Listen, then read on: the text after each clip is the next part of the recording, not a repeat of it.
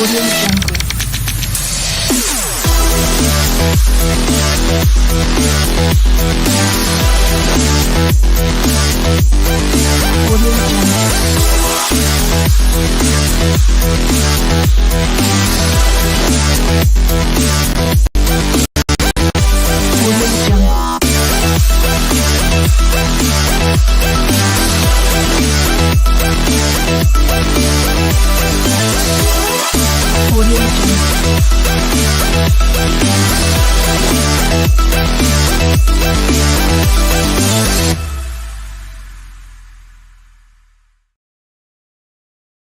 Good evening, sports fans around this big, beautiful blue marble we call Earth in whatever city you may live in. Welcome to episode 146 of the VWU Sports Podcast. I'm, of course, the owner and founder of the bar, Mr. Jacob Baker, JB, Jake the Snake. Just call me whatever you want. Just don't call me late for dinner. I'm being joined, as always, by my co-host and barkeep, Mr. Brandon Cuevas. Our boy, C. Carter is going to be a little late to work. Unfortunately, a little late here to the bar because unfortunately traffic is getting to him. But he'll be here as soon as possible as he get here. We're being joined by our bouncer, double O agent, Mrs. Zach George.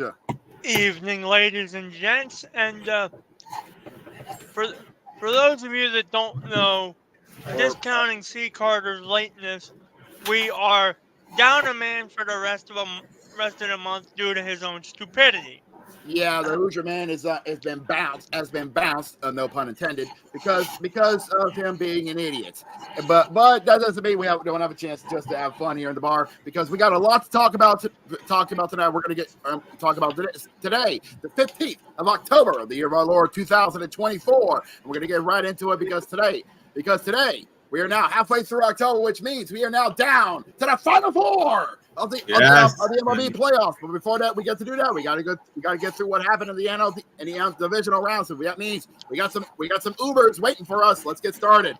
Yeah, buddy. Because I see our first one ready to go. Hey, Philly, you Uber outside? So let me get this straight. Did they just out-Met the Mets? Ladies and gentlemen, there go the last team that need to be complaining about this bye. Rest easy, baseball fans. No more Castellanos home runs. Yes, ladies and gentlemen, the New York Mets decided to tell Phillies, hey, you like that bye week? Too bad, you're going to get more of it.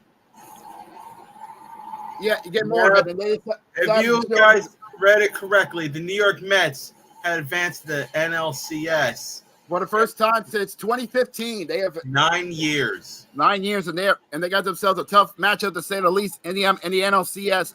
In the NLCS because they're facing up against the team that took this team to the Ubers. Hey, San Diego, you Uber outside? The last troll job they committed was tricking people into thinking they were showing up tonight. All that talk just to get 2 hits. A true tragedy. After getting something like that, we can't even call them the fathers no more. Yeah. All that, San Diego, y'all decided in your own stupidity to commit the Cardinals sin of making the chant of BLA. Yeah, that's the same thing as saying we want LA.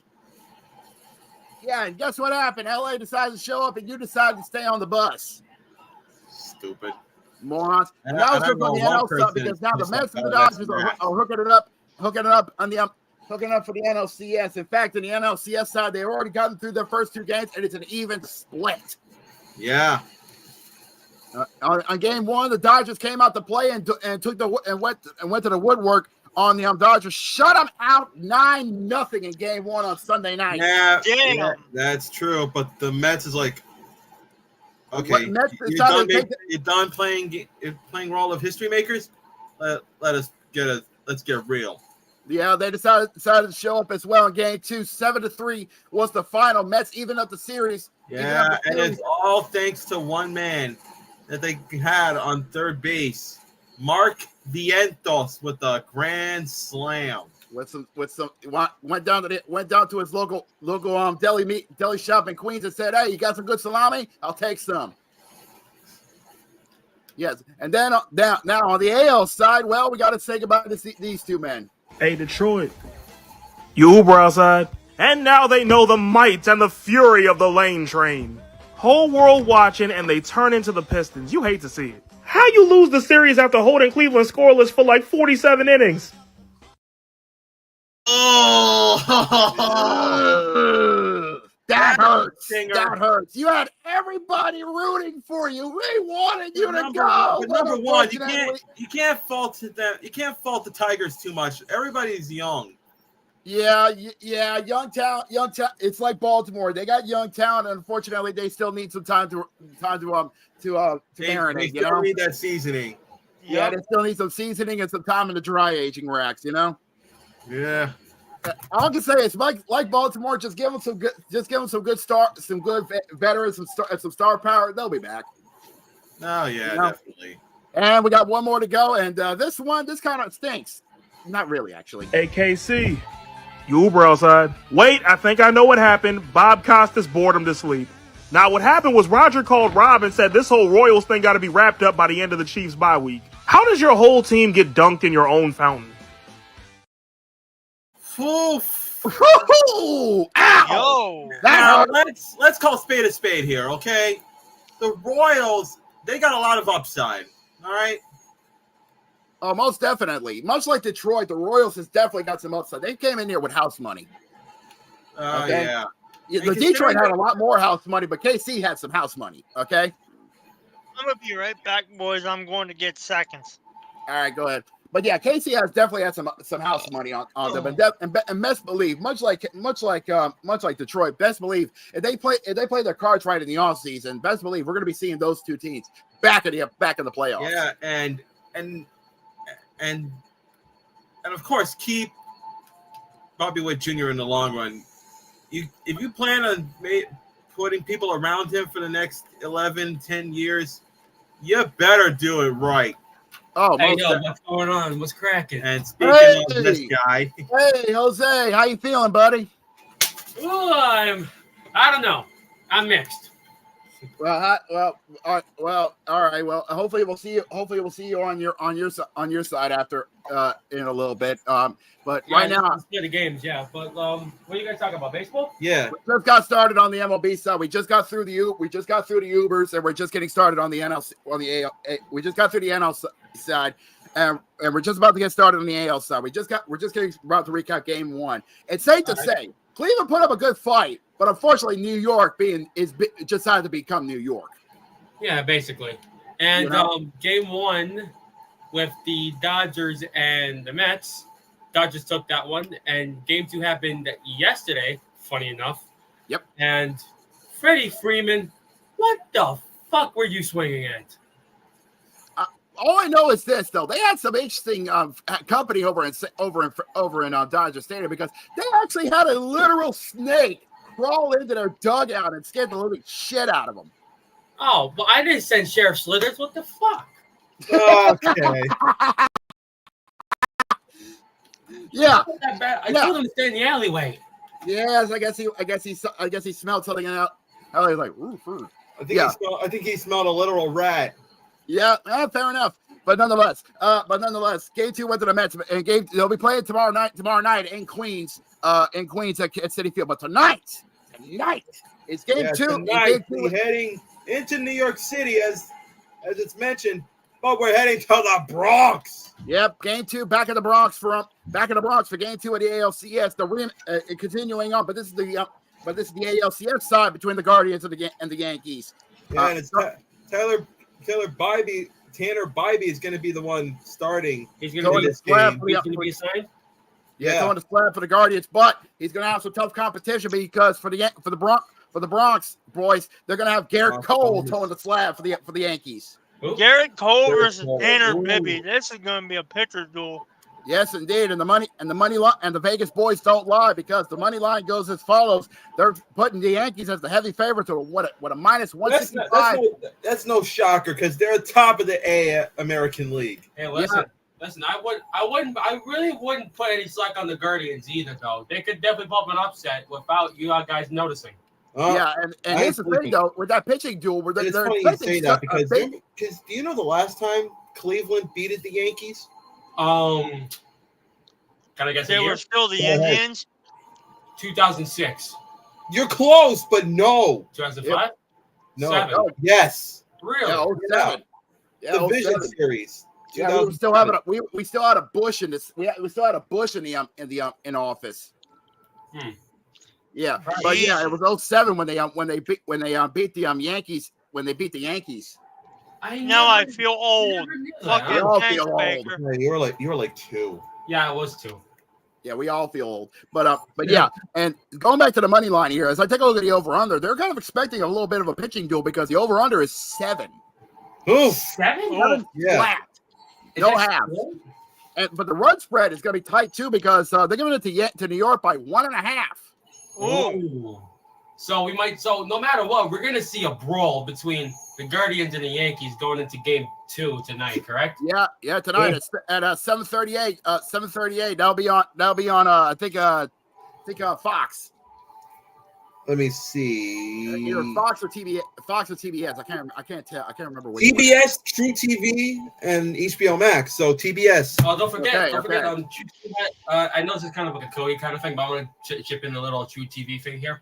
They have a little deal with TBS, so they could display the TBS games on True TV. Huh. Nice. I figure. And as stated, tomorrow night at 7:00 on FS1 is of course Game 3 of the NLCS at City Field between the boys from Queens and the Dodgers. Yeah, and for the Dodgers, they're sending in Walker Buehler.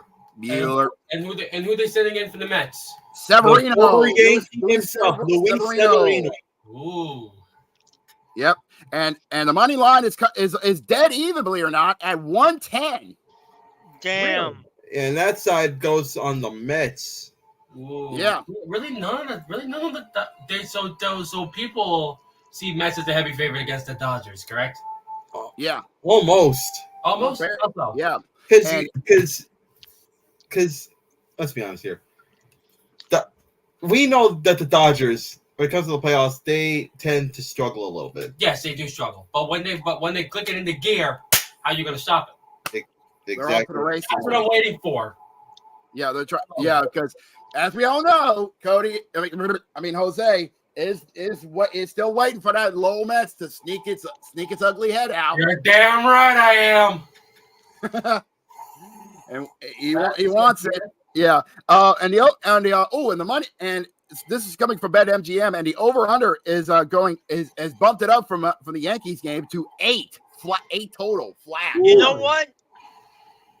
I'm gonna say something wild. Give me the over. Oh, the over. He wants the bats to sing in Queens. And it's funny enough because I saw this on CBS Sports. It says here that, as you just mentioned, minus 110 on the Mets, but the over/under 7.5. Really? Difference of a half a run. Yeah. Okay, and the run spread goes to the Dodgers. Same thing as the Yankees by 1.5. Safe to say that these 4 teams are going to put out their best when it comes to the World Series. Now betting the over/under for the runs, you win or lose based on both teams combined, right? Yes, but you win or lose based on what the total is. That's what I thought. I just wanted to make sure. That's why I said give me the over. Yeah. So basically, it's the total number of runs by both teams. So so if you go for the over, you're basically getting a plus 100. So if you bet $10, you basically get $100. Honestly, give me the under. No, you get $20. You get double. So if you get the under, Jose, you would get, if you bet $10, you get $18.30 out of it. So, well, I'm not a gambling man. All right, that's the thing. Fair enough. So yeah. So basically, gentlemen, we have reached the final 4. The train is now disembarked the divisional cart. We have now reached the final section of our train. This train will not be doing any more disembarks after these last 2 eliminations. It is no more, no less. We are going to the World Series. Be damned. Yes, sir. All right, so I do want to diverge a little bit because I do want to talk about hot. I don't want to talk about the NHL. If that's fine with you guys. You know what? That's fine by me. Let's switch gears. Let's head on to the ice there for a bit because we need to get because the NHL season just kicked off last week, and we had some games already went on their way earlier in the earlier in the week. Before we get to that, I do want to talk about the games that happened on the kickoff. If that makes sense. Yep. Go ahead. Most notable to me, and it is the game between the Bruins and the reigning champions Florida Panthers, because as we said, the season has kicked off, which means that the title defense begins for Florida. And I want to point out that can Florida make it back to the postseason? I know it's too early, but I just want to evaluate. Do you think they can make it? It's going to be tough for them, considering the fact that that statistics have shown that the Stanley Cup champions have rarely gone back to back. We have seen it in the past, considering the fact that their upstate brothers have done it. That you know. True. Here's another prediction question. They've already started their season well, as they're currently undefeated, but do we think Utah are going to make the postseason? Here's the thing. I'm glad you brought that up, because here's the thing. I'm going to say no, but they're going to put up a fight. I don't want them to be bad. I don't want them to be good. I just want them to be in the middle, like even. Yeah, we don't want to see it pull off an insanity run like how Vegas did with their inaugural season, you know? Exactly. We at least see them having a winning season. I mean, Let me put it to you that way. crazy things can happen. Absolutely. I think they have a winning season. Honestly, maybe. I put that in a heavy maybe. Heavy maybe. But I'm gonna lean a bit towards yes, but mostly because of them taking advantage of injuries. Yeah, true. Injury bug can happen. Tuesday, right? As they kicked off, I'm gonna go through them real quickly from the official NHL website. Mind if I go through real quick? Go for it. Tuesday, October 8th, St. Louis beat the Kraken 3-2. Florida beat the shit out of Boston 6-4. Yep. Utah beat the poor old black tanks, whatever the fuck those are. I don't care. 5-2. Wednesday, Toronto. No, excuse me. The Canadiens de Montreal took on the Maple Leafs. They beat them 1-0. That's depressing. Defensive showdown. You know, it's a Canadian war out there. Oh, shut the fuck up. Anyways, Pittsburgh literally got raped by the Rangers 6-0. Whoa, okay. Steady, but it's true. It's a shut up of the blue shirts over in Pittsburgh country. Speaking of a shutout, the Oilers ran out of oil when Winnipeg took it all 6-0. Yeah, the oil derricks were dry from the Jets 6-0 final. A friend of mine from Alberta pretty not happy about that. Yeah, I know that friend too. Good friend of ours. Anyways, the game between Calgary and Vancouver went to overtime, but it went to Calgary 6-5. Yeah, Calgary took that one in an overtime thriller. Everybody get your barf bags. Get your barf bags. Vegas beat Colorado 8-4. Fuck. Thursday, this is gonna be tough. Well, I'm gonna get this for you. Boston beat Montreal 6-4. The Kings beat Buffalo 3-1. Ottawa beat Florida 3-1. Toronto beat the Devils 4-2. Utah beat the Islanders 5-4 in overtime.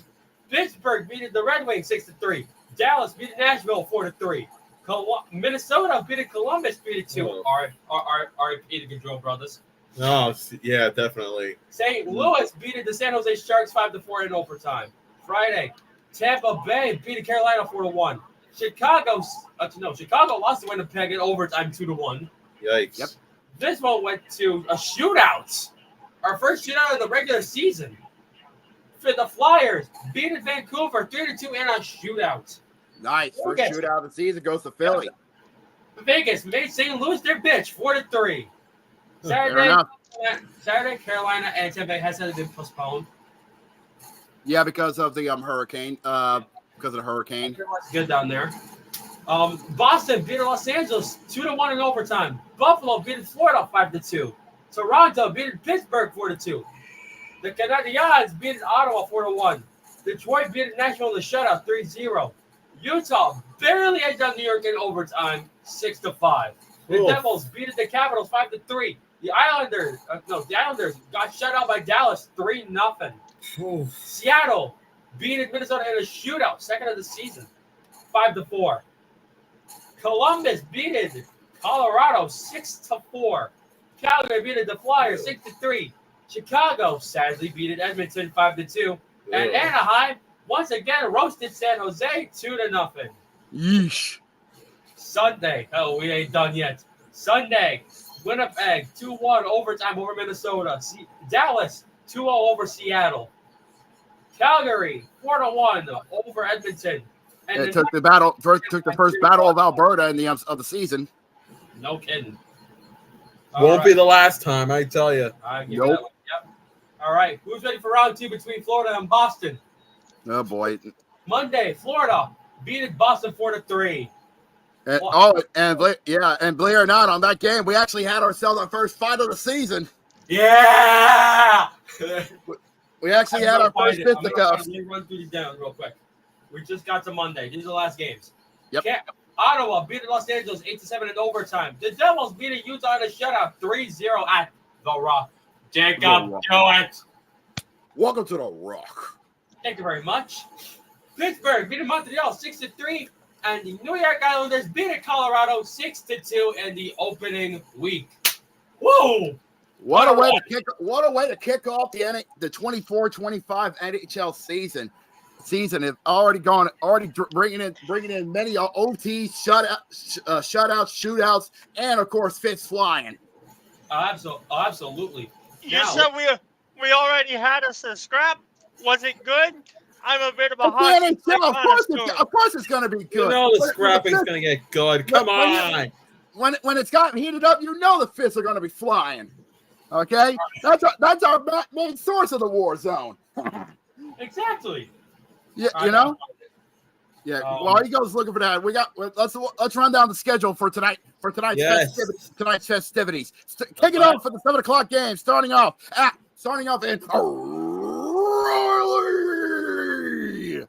in Raleigh. The Hurricanes playing host to the Devils in New Jersey. Absolutely, that will be on MGSN or BSSL, whatever that is. Yeah, that'll be up. Yes, you can check that out on Madison Square Garden Sports or Valley Sports South. Or you can check that out on ESPN Plus if you have that. If you got ESPN Plus, it is worth the price of admission. If you got it with your cable provider, you get yourself a lot of good out of town games and so much more. Absolutely, and also coming around at 7, we got Vancouver versus Tampa Bay. Now I do want to ask. Tampa's first home game since the postponement with Carolina because of the hurricane. So best believe it. Holy shit! Vegas is minus 130 against us. What the fuck? They're a hot favorite. They're coming in hot, 3-0 to start the season. 3-0 to start the season. Speaking of which, Lightning, you can check that out on Valley Sports Sunbelt or ESPN Plus. You can check out the Knights of the Capitals. They're going to be playing at the Capital One Arena. Capital One Arena. You can check that out on Mountain or what the MNMT or SCRI. Don't know those things. Monumental Sports Network or Scripps. Thank you. MNT is Monumental Sports Network. Thank you. The Columbus Blue Jays are going to host the reigning champion Florida Panthers. Yeah, that's going to be at the. That's going to be at the. That's going to be at the. I think that's the. I can't remember the name of their barn. I got it for you. Hold on. It's not Bridgestone. Nationwide Arena. Oh, Nationwide. Thank you. You can check it out on Valley Sports, Ohio, or Scripps, or you can check it out on the NHL Network as well. I do want to say something real quick, right? Sorry, Jake, I got to cut you off, but go ahead. Columbus.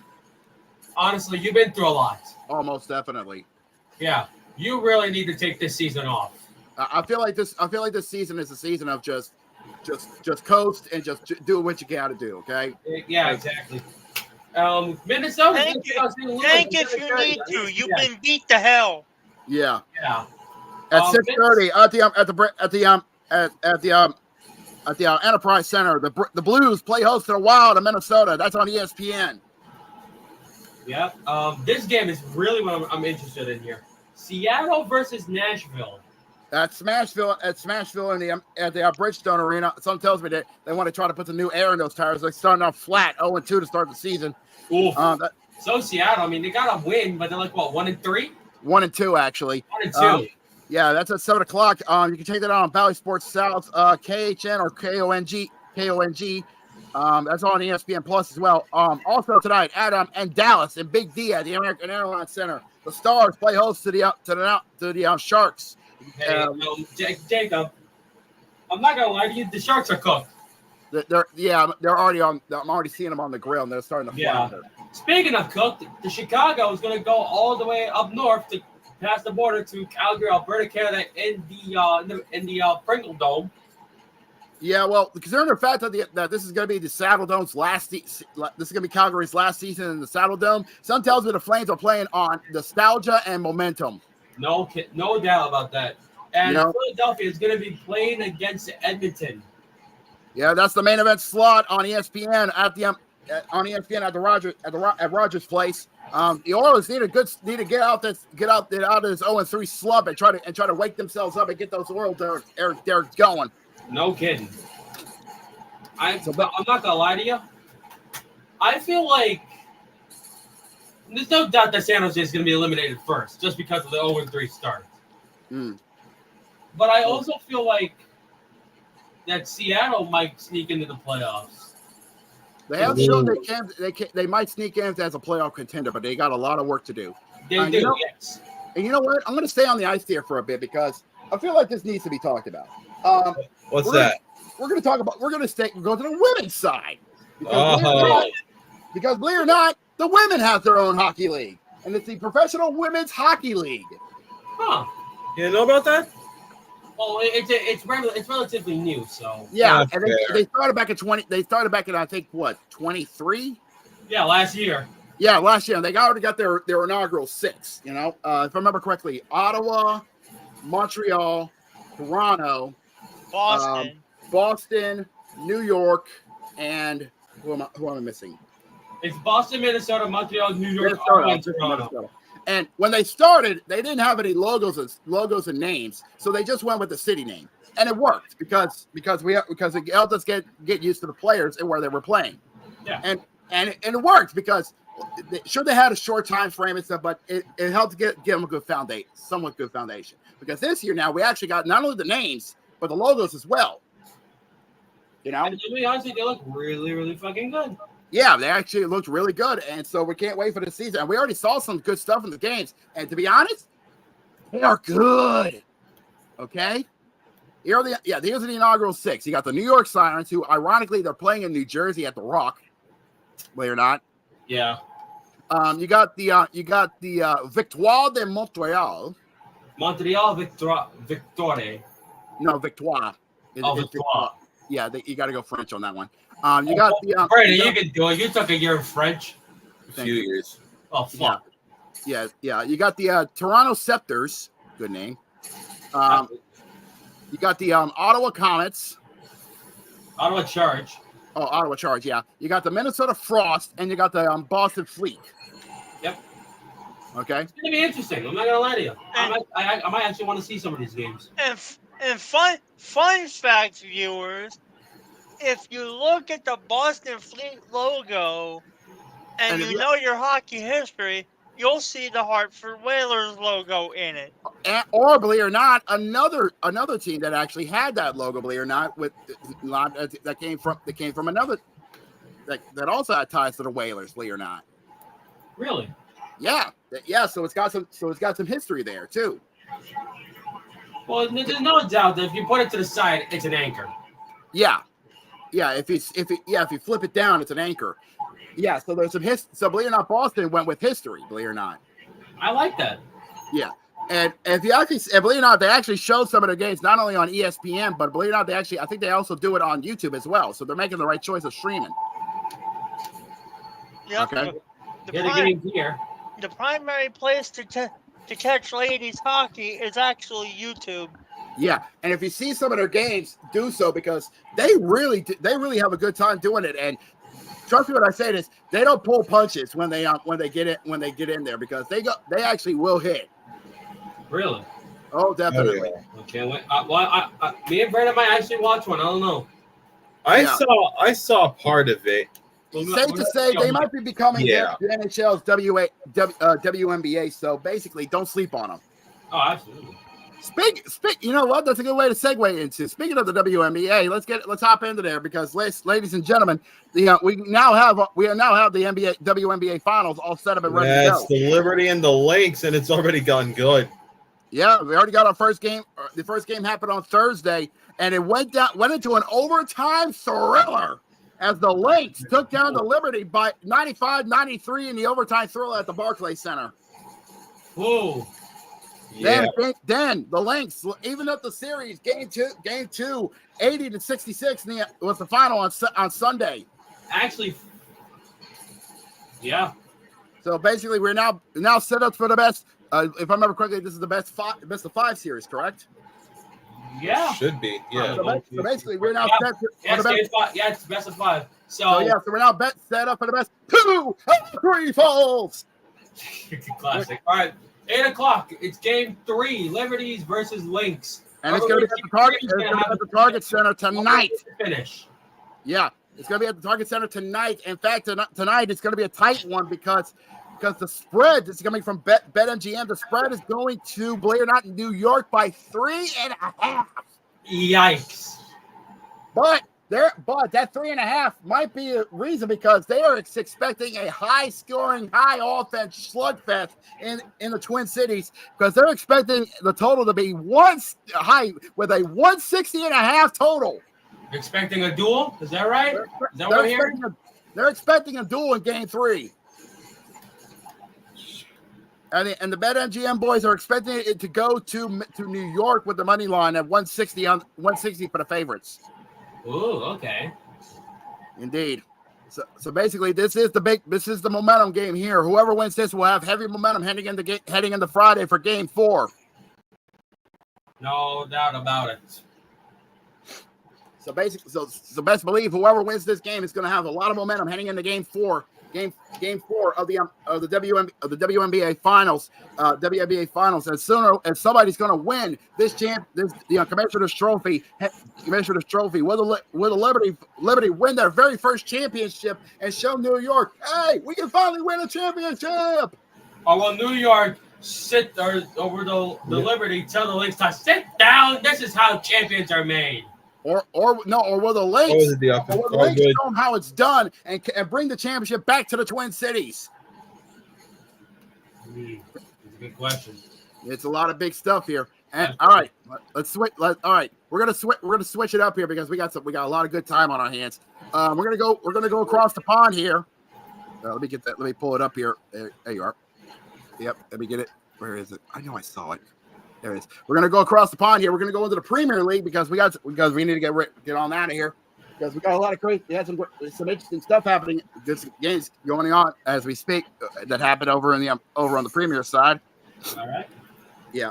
Let's start off with what happened this last weekend. They took a little break. From action. This is from October 5th, believe it or not. 6th actually. Well, October 5th and 6th. You know. They were just getting back from international play because a lot of boys were getting on international break because FIFA and all that. We're going to start off with this. West Ham United took Ipswich down to the woodshed. 4-1 was the final. Man City took Fulham, beat Fulham 3-2 was the final. No, thank you. Yeah. Leicester City had a defensive duel with AC Bournemouth and won it 1-0 was the final. Good job, Leicester.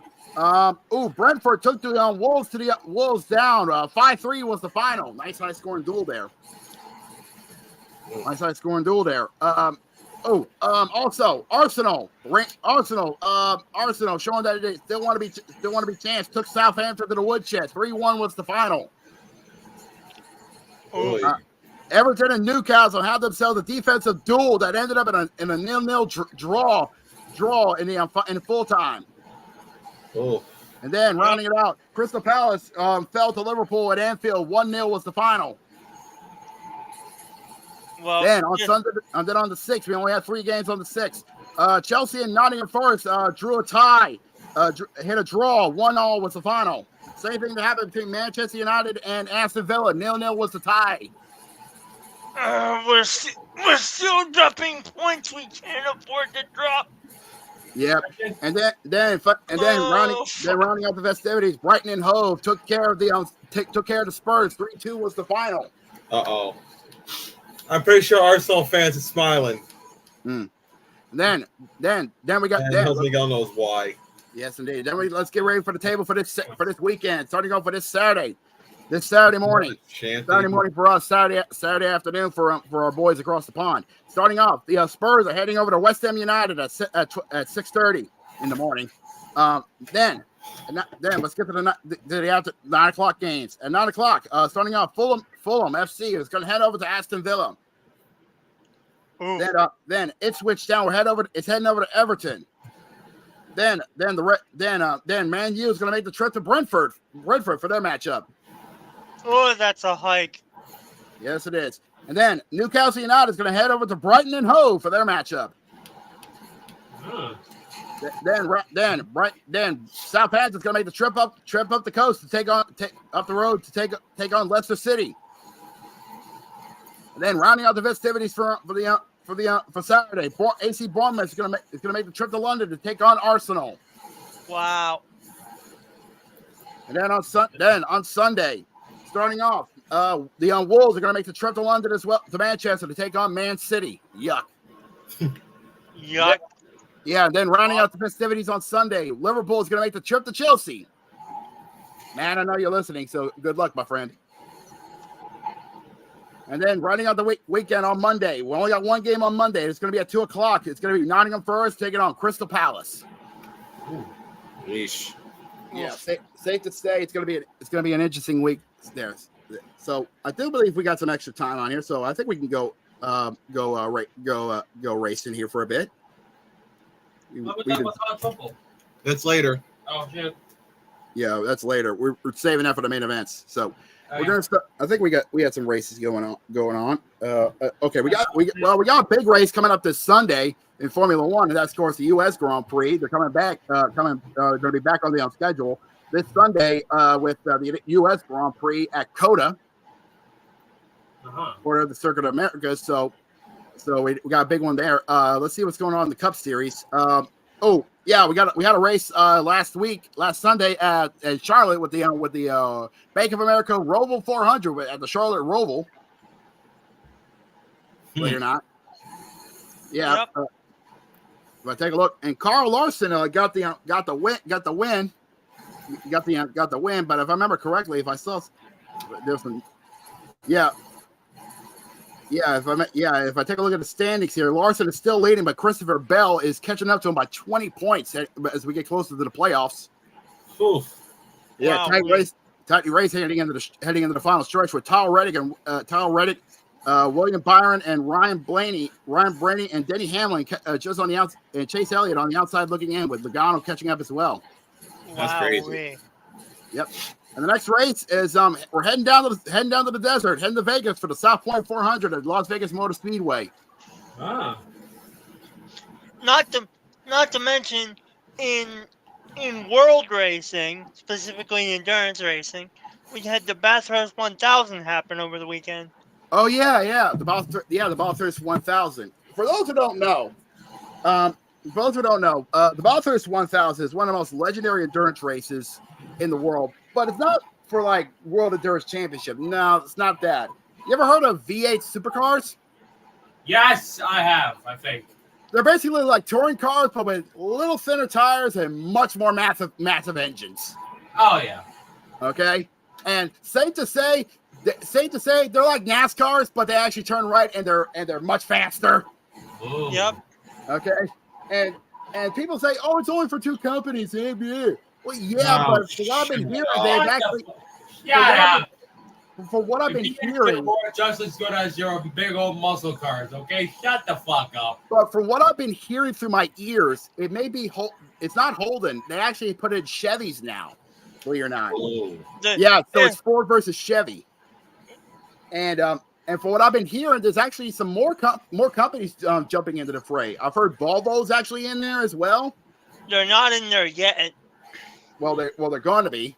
Yeah. They're going to be in there. But if you've ever seen a V8 supercar race, I highly recommend because it's one of Australia's biggest motor racing things.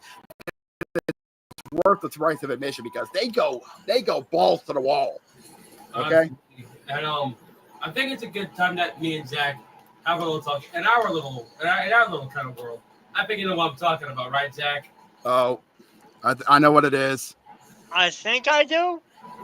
Yeah. We might as well go through the card because upcoming on the 26th is UFC 308. Oh yeah. 308's coming up. Yeah, you're right. The main event is a featherweight title bout. Ilya Topuria versus Max Holloway, who is number 8 in the rankings. Max Holloway getting a big time title fight for the featherweight title. Absolutely. Yeah, that's a big time push. Yep. Topuria 15-0. No 15 wins, no losses, and not even a draw. Max Holloway 26 wins, 7 losses. Last fight was a dub.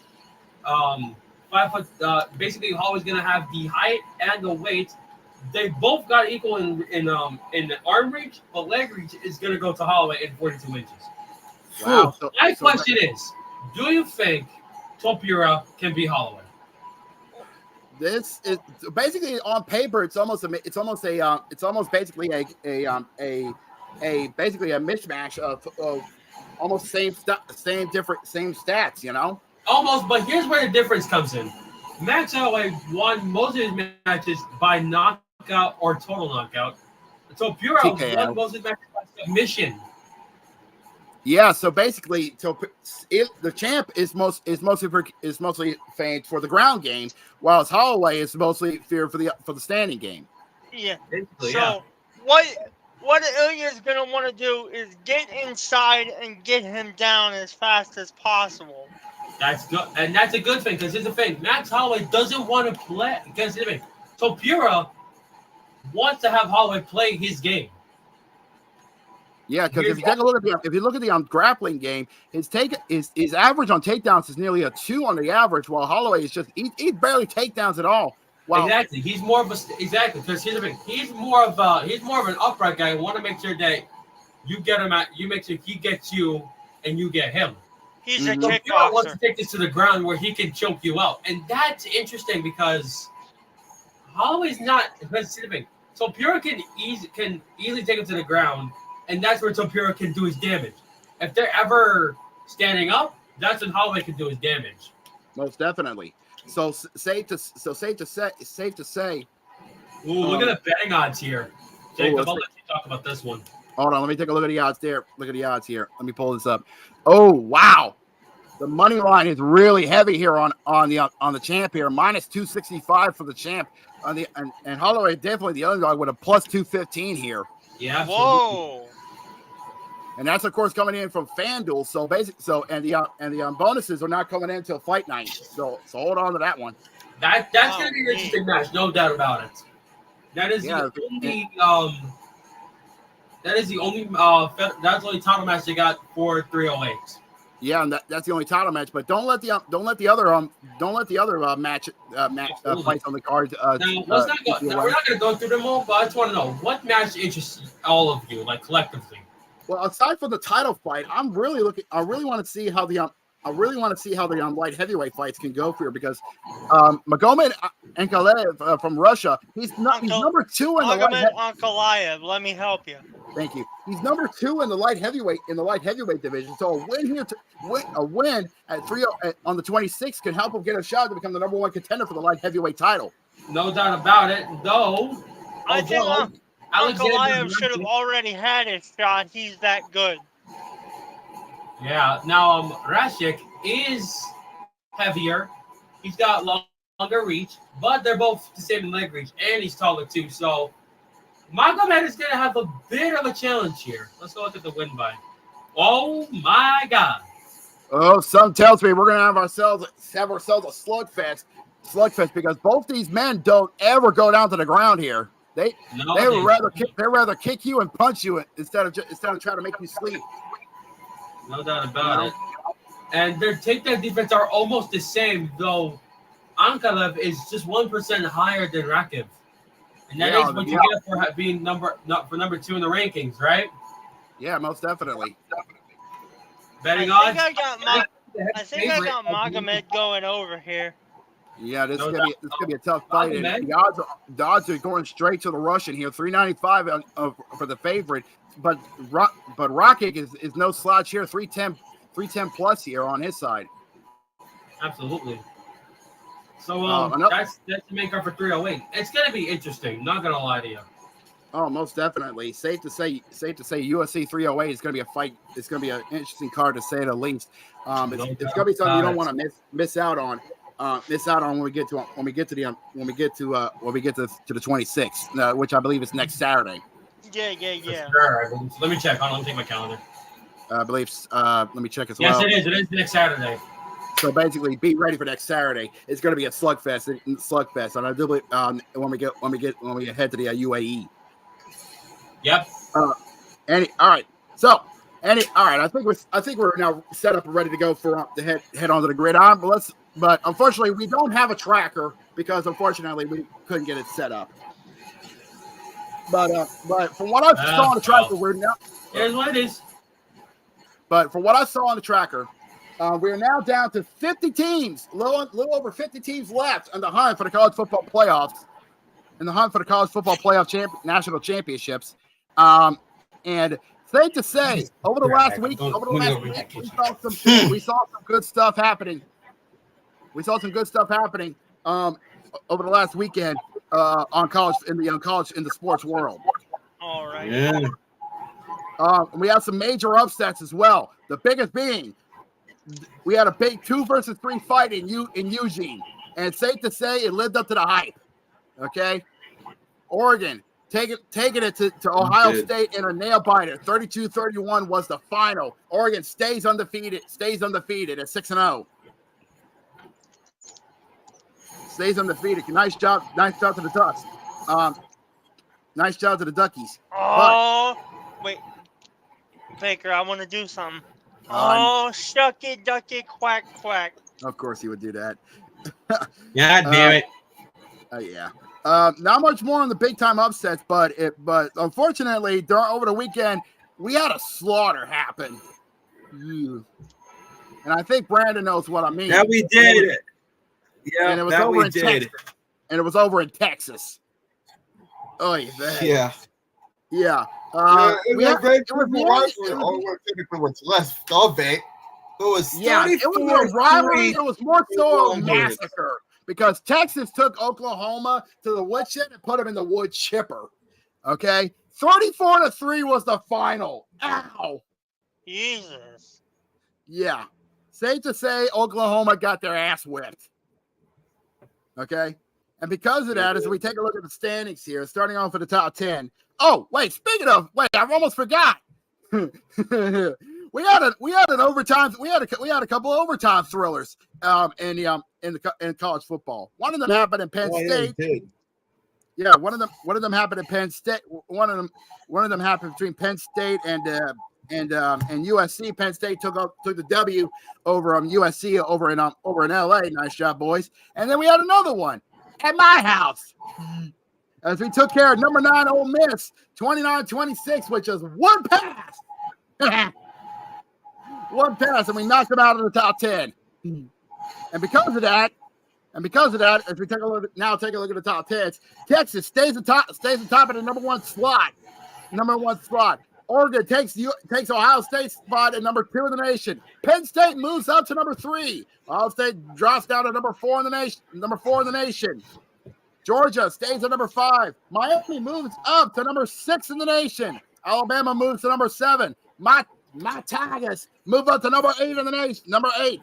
The Cyclones of Iowa State moves up to number 9, and Clemson takes the 10th spot in the top 10 of the nation. Yep. Wow. And Notre Dame went down, went from 11 to 12.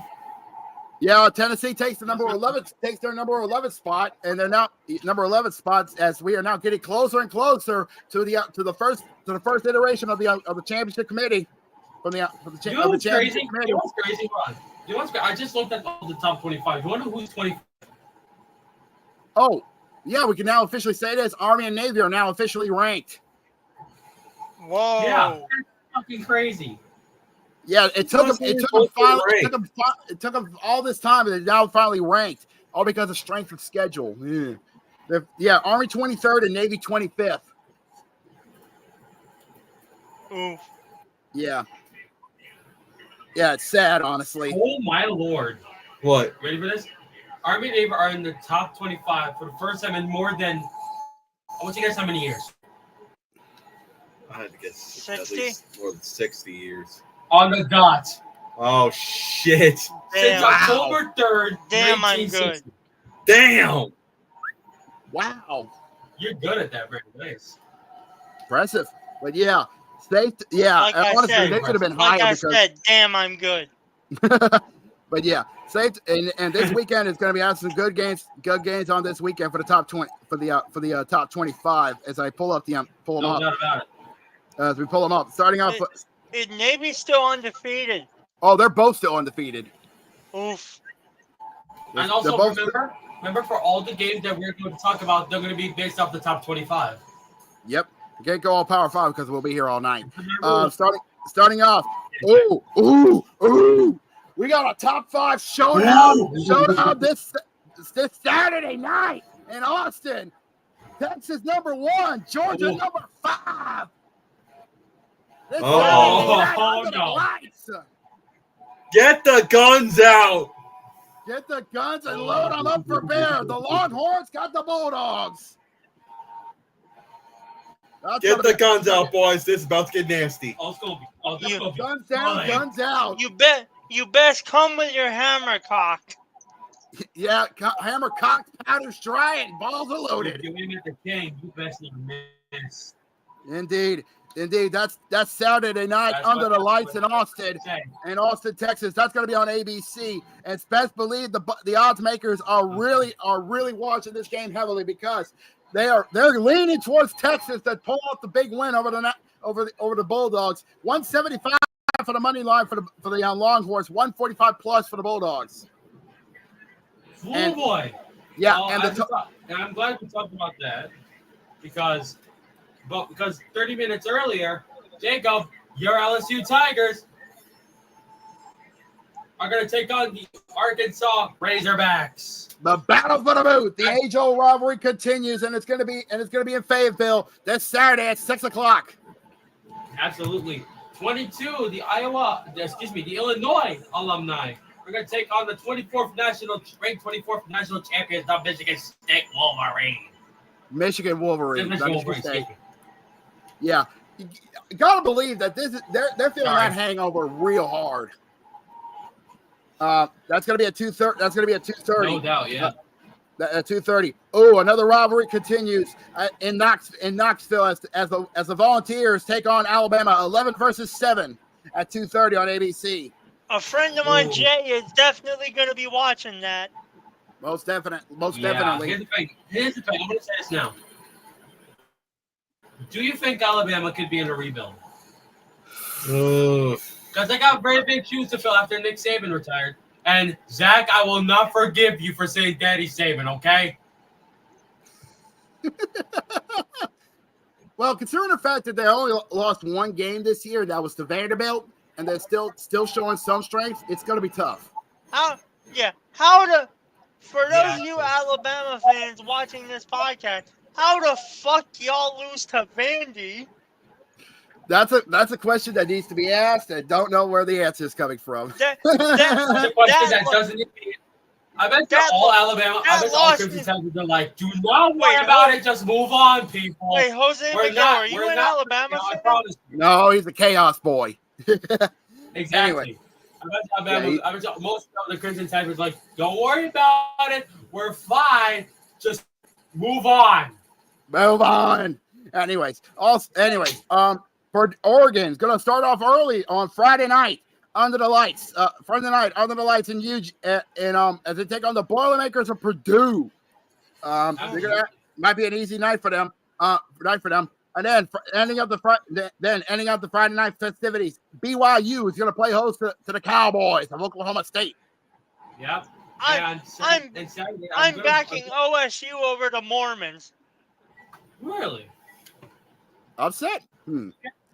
All right. Well, I do want to talk about these two games that are going to happen separately.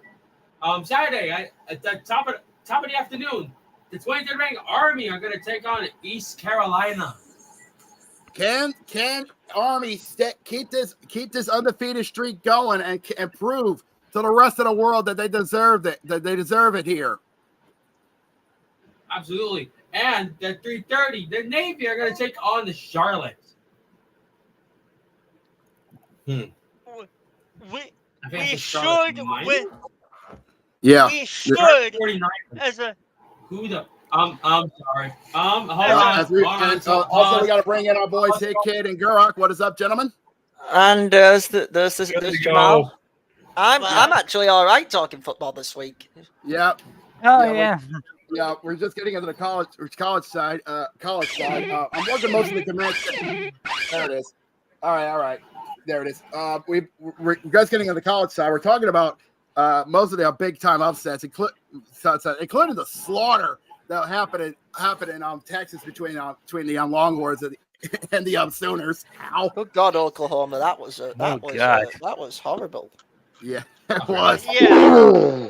But yeah, speaking as a fella who has multiple family members with naval service, we should be able to beat Charlotte. Keyword should. Honestly, if both Army and Navy stay undefeated, honestly, they deserve to have a chance to be in the playoffs. Most definitely. Yeah, but they probably need they probably need a miracle. They probably have a much better shot if they were actually facing stronger teams. Because Army especially, most of the teams that they faced, the FBS teams, they do not have a record over 500. Well, that's the plight of playing in the All-American Conference. So unfortunately, unfortunately, it is what it is. We're still. This is the first year of the 12-team playoffs. So yeah. Do we have a elimination clip coming up? Usual clip coming up? I think I know what it is. We're getting near the 12. We're right near the 12 o'clock hour. Yeah. We are. Unfortunately, we don't have the tracker because unfortunately, we couldn't get those uploaded. But I checked the tracker, and from what I've seen, we're just at 50. We're just about just over 50 teams left in the hunt, and we already lost the conference, believe it or not. We actually lost the MAC. We actually lost the MAC, unfortunately. So we're down to I think a little over 50 teams left in the hunt for the college football playoff. What do you mean we lost the MAC? The MAC still exists. No, in the hunt for the playoff championship. Their last. By the way, quick one over. I know you've probably already talked about the baseball. I love how there's no Matty Dangerously here after the so-called Beat LA fiasco. Well, it's that, and also he's also taking a mental break for this week. I think he's been dealing with a lot of stuff. He'll be back next week. But he is getting roasted next week for, you messed with the sports gods, for fuck's sake. Yeah. You want to talk about people that are going to get roasted, Mr. Brent? Oh, you can have a go at me over Looseness and Fran. That's fine. You know what? No, that's not the thing I'm going to get on you for. What you going to get on me for? You know what? We'll get to that. I'll save it for the NFL. Well, it's funny you should say that because giving out that man's real name like that is wild. What is it you want to get on? What NFL take do you want to get on me about? Go on. I'll wait. We'll get to that in a second, but before we actually get started with the NFL section, we got to do this first because, ladies and gentlemen, we have another session of bye week therapy. Another bye week gives us another chance to take a deep breath and look back on our progress. I'm going to go around the room. I want everybody to say your name and how you think the season's going so far. Hi, I'm Kansas City, and we are the best team ever and the best dynasty ever, and if you disagree, you're wrong. Hi, I'm Miami, and I've come to accept that the football gods don't like us, and last week was nothing more than a pity win. Hi, I'm Minnesota. Sam Darnold is my quarterback, and I'm proud of it. I never thought I'd say either one of those two sentences out loud. Hi, I'm LA. Everything hurts, including my soul, and I really don't want to talk about it. Oh my God, somebody gets it. It's just that last year we were in the playoffs and now literally everything fell apart. Exactly. Man, I did not think I was going to come in here and make a friend today. Oh, great. Now there's 2 teams that can't handle Arrowhead. In addition to everybody else. I really hope we end up as the last undefeated team. Okay, I'm going to keep this therapy session moving if that's okay with everybody because there's an exercise I want to do. A big part of what we do here at Bi-Week Therapy is practicing positivity. So I want everybody to give another team in this room a compliment. I'll go first, obviously, because the king always eats first. Minnesota, I like how you're undefeated too. It's almost like you want to be us. Okay, LA, I like your stadium. Miami, I like your coach. Sometimes I feel like I just want to sit in a room and have a conversation with him. Minnesota, I like the horn that y'all have at your stadium. So, is nobody going to give us a compliment?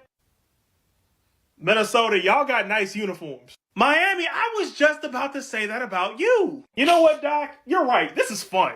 Okay, I feel like I'm not getting my chance to shine at this meeting. Kansas City, there are 31 other teams in this league. Everything ain't always going to be about you. Now, I'm going to wrap this meeting up. Everybody in this room, say who you play next and how do you feel about it. We got the Raiders next, and I hope to holy kombucha that we win because I don't know if I can handle losing to Aiden O'Connell. We got the Lions next, and it's funny because Detroit told me just last week that we were on an insanity run. I guess we'll see how he's feeling a week from now. We go to Indianapolis next, and we could easily fluke our way into a win, or we could lose by 40, and it terrifies me knowing that I have no idea which one we're going to do. We go to San Francisco, and let's just hope they know the overtime rules this time, right, fellas? Minnesota, you know what I didn't compliment you on? Your helmet. I like your helmet. Well, I'm glad to see that we made some progress this week, but that's all the time we have today, so everybody enjoy your bye week and get up out my office. We'll do the same thing next week. Yeah, safe to say, nobody likes that ego of the Chiefs. Yes. I mean, you wonder why the Chiefs ain't like though. Let's be honest. I think it's very easy to like. God damn, Mahomes needs to cop one of them NFL blitz tackles and get that ego suplexed out of him. Fact of the matter is, ain't no team shutting them up. We can sit here and say they need to stop, but who is shutting them up? Who's going to stop them?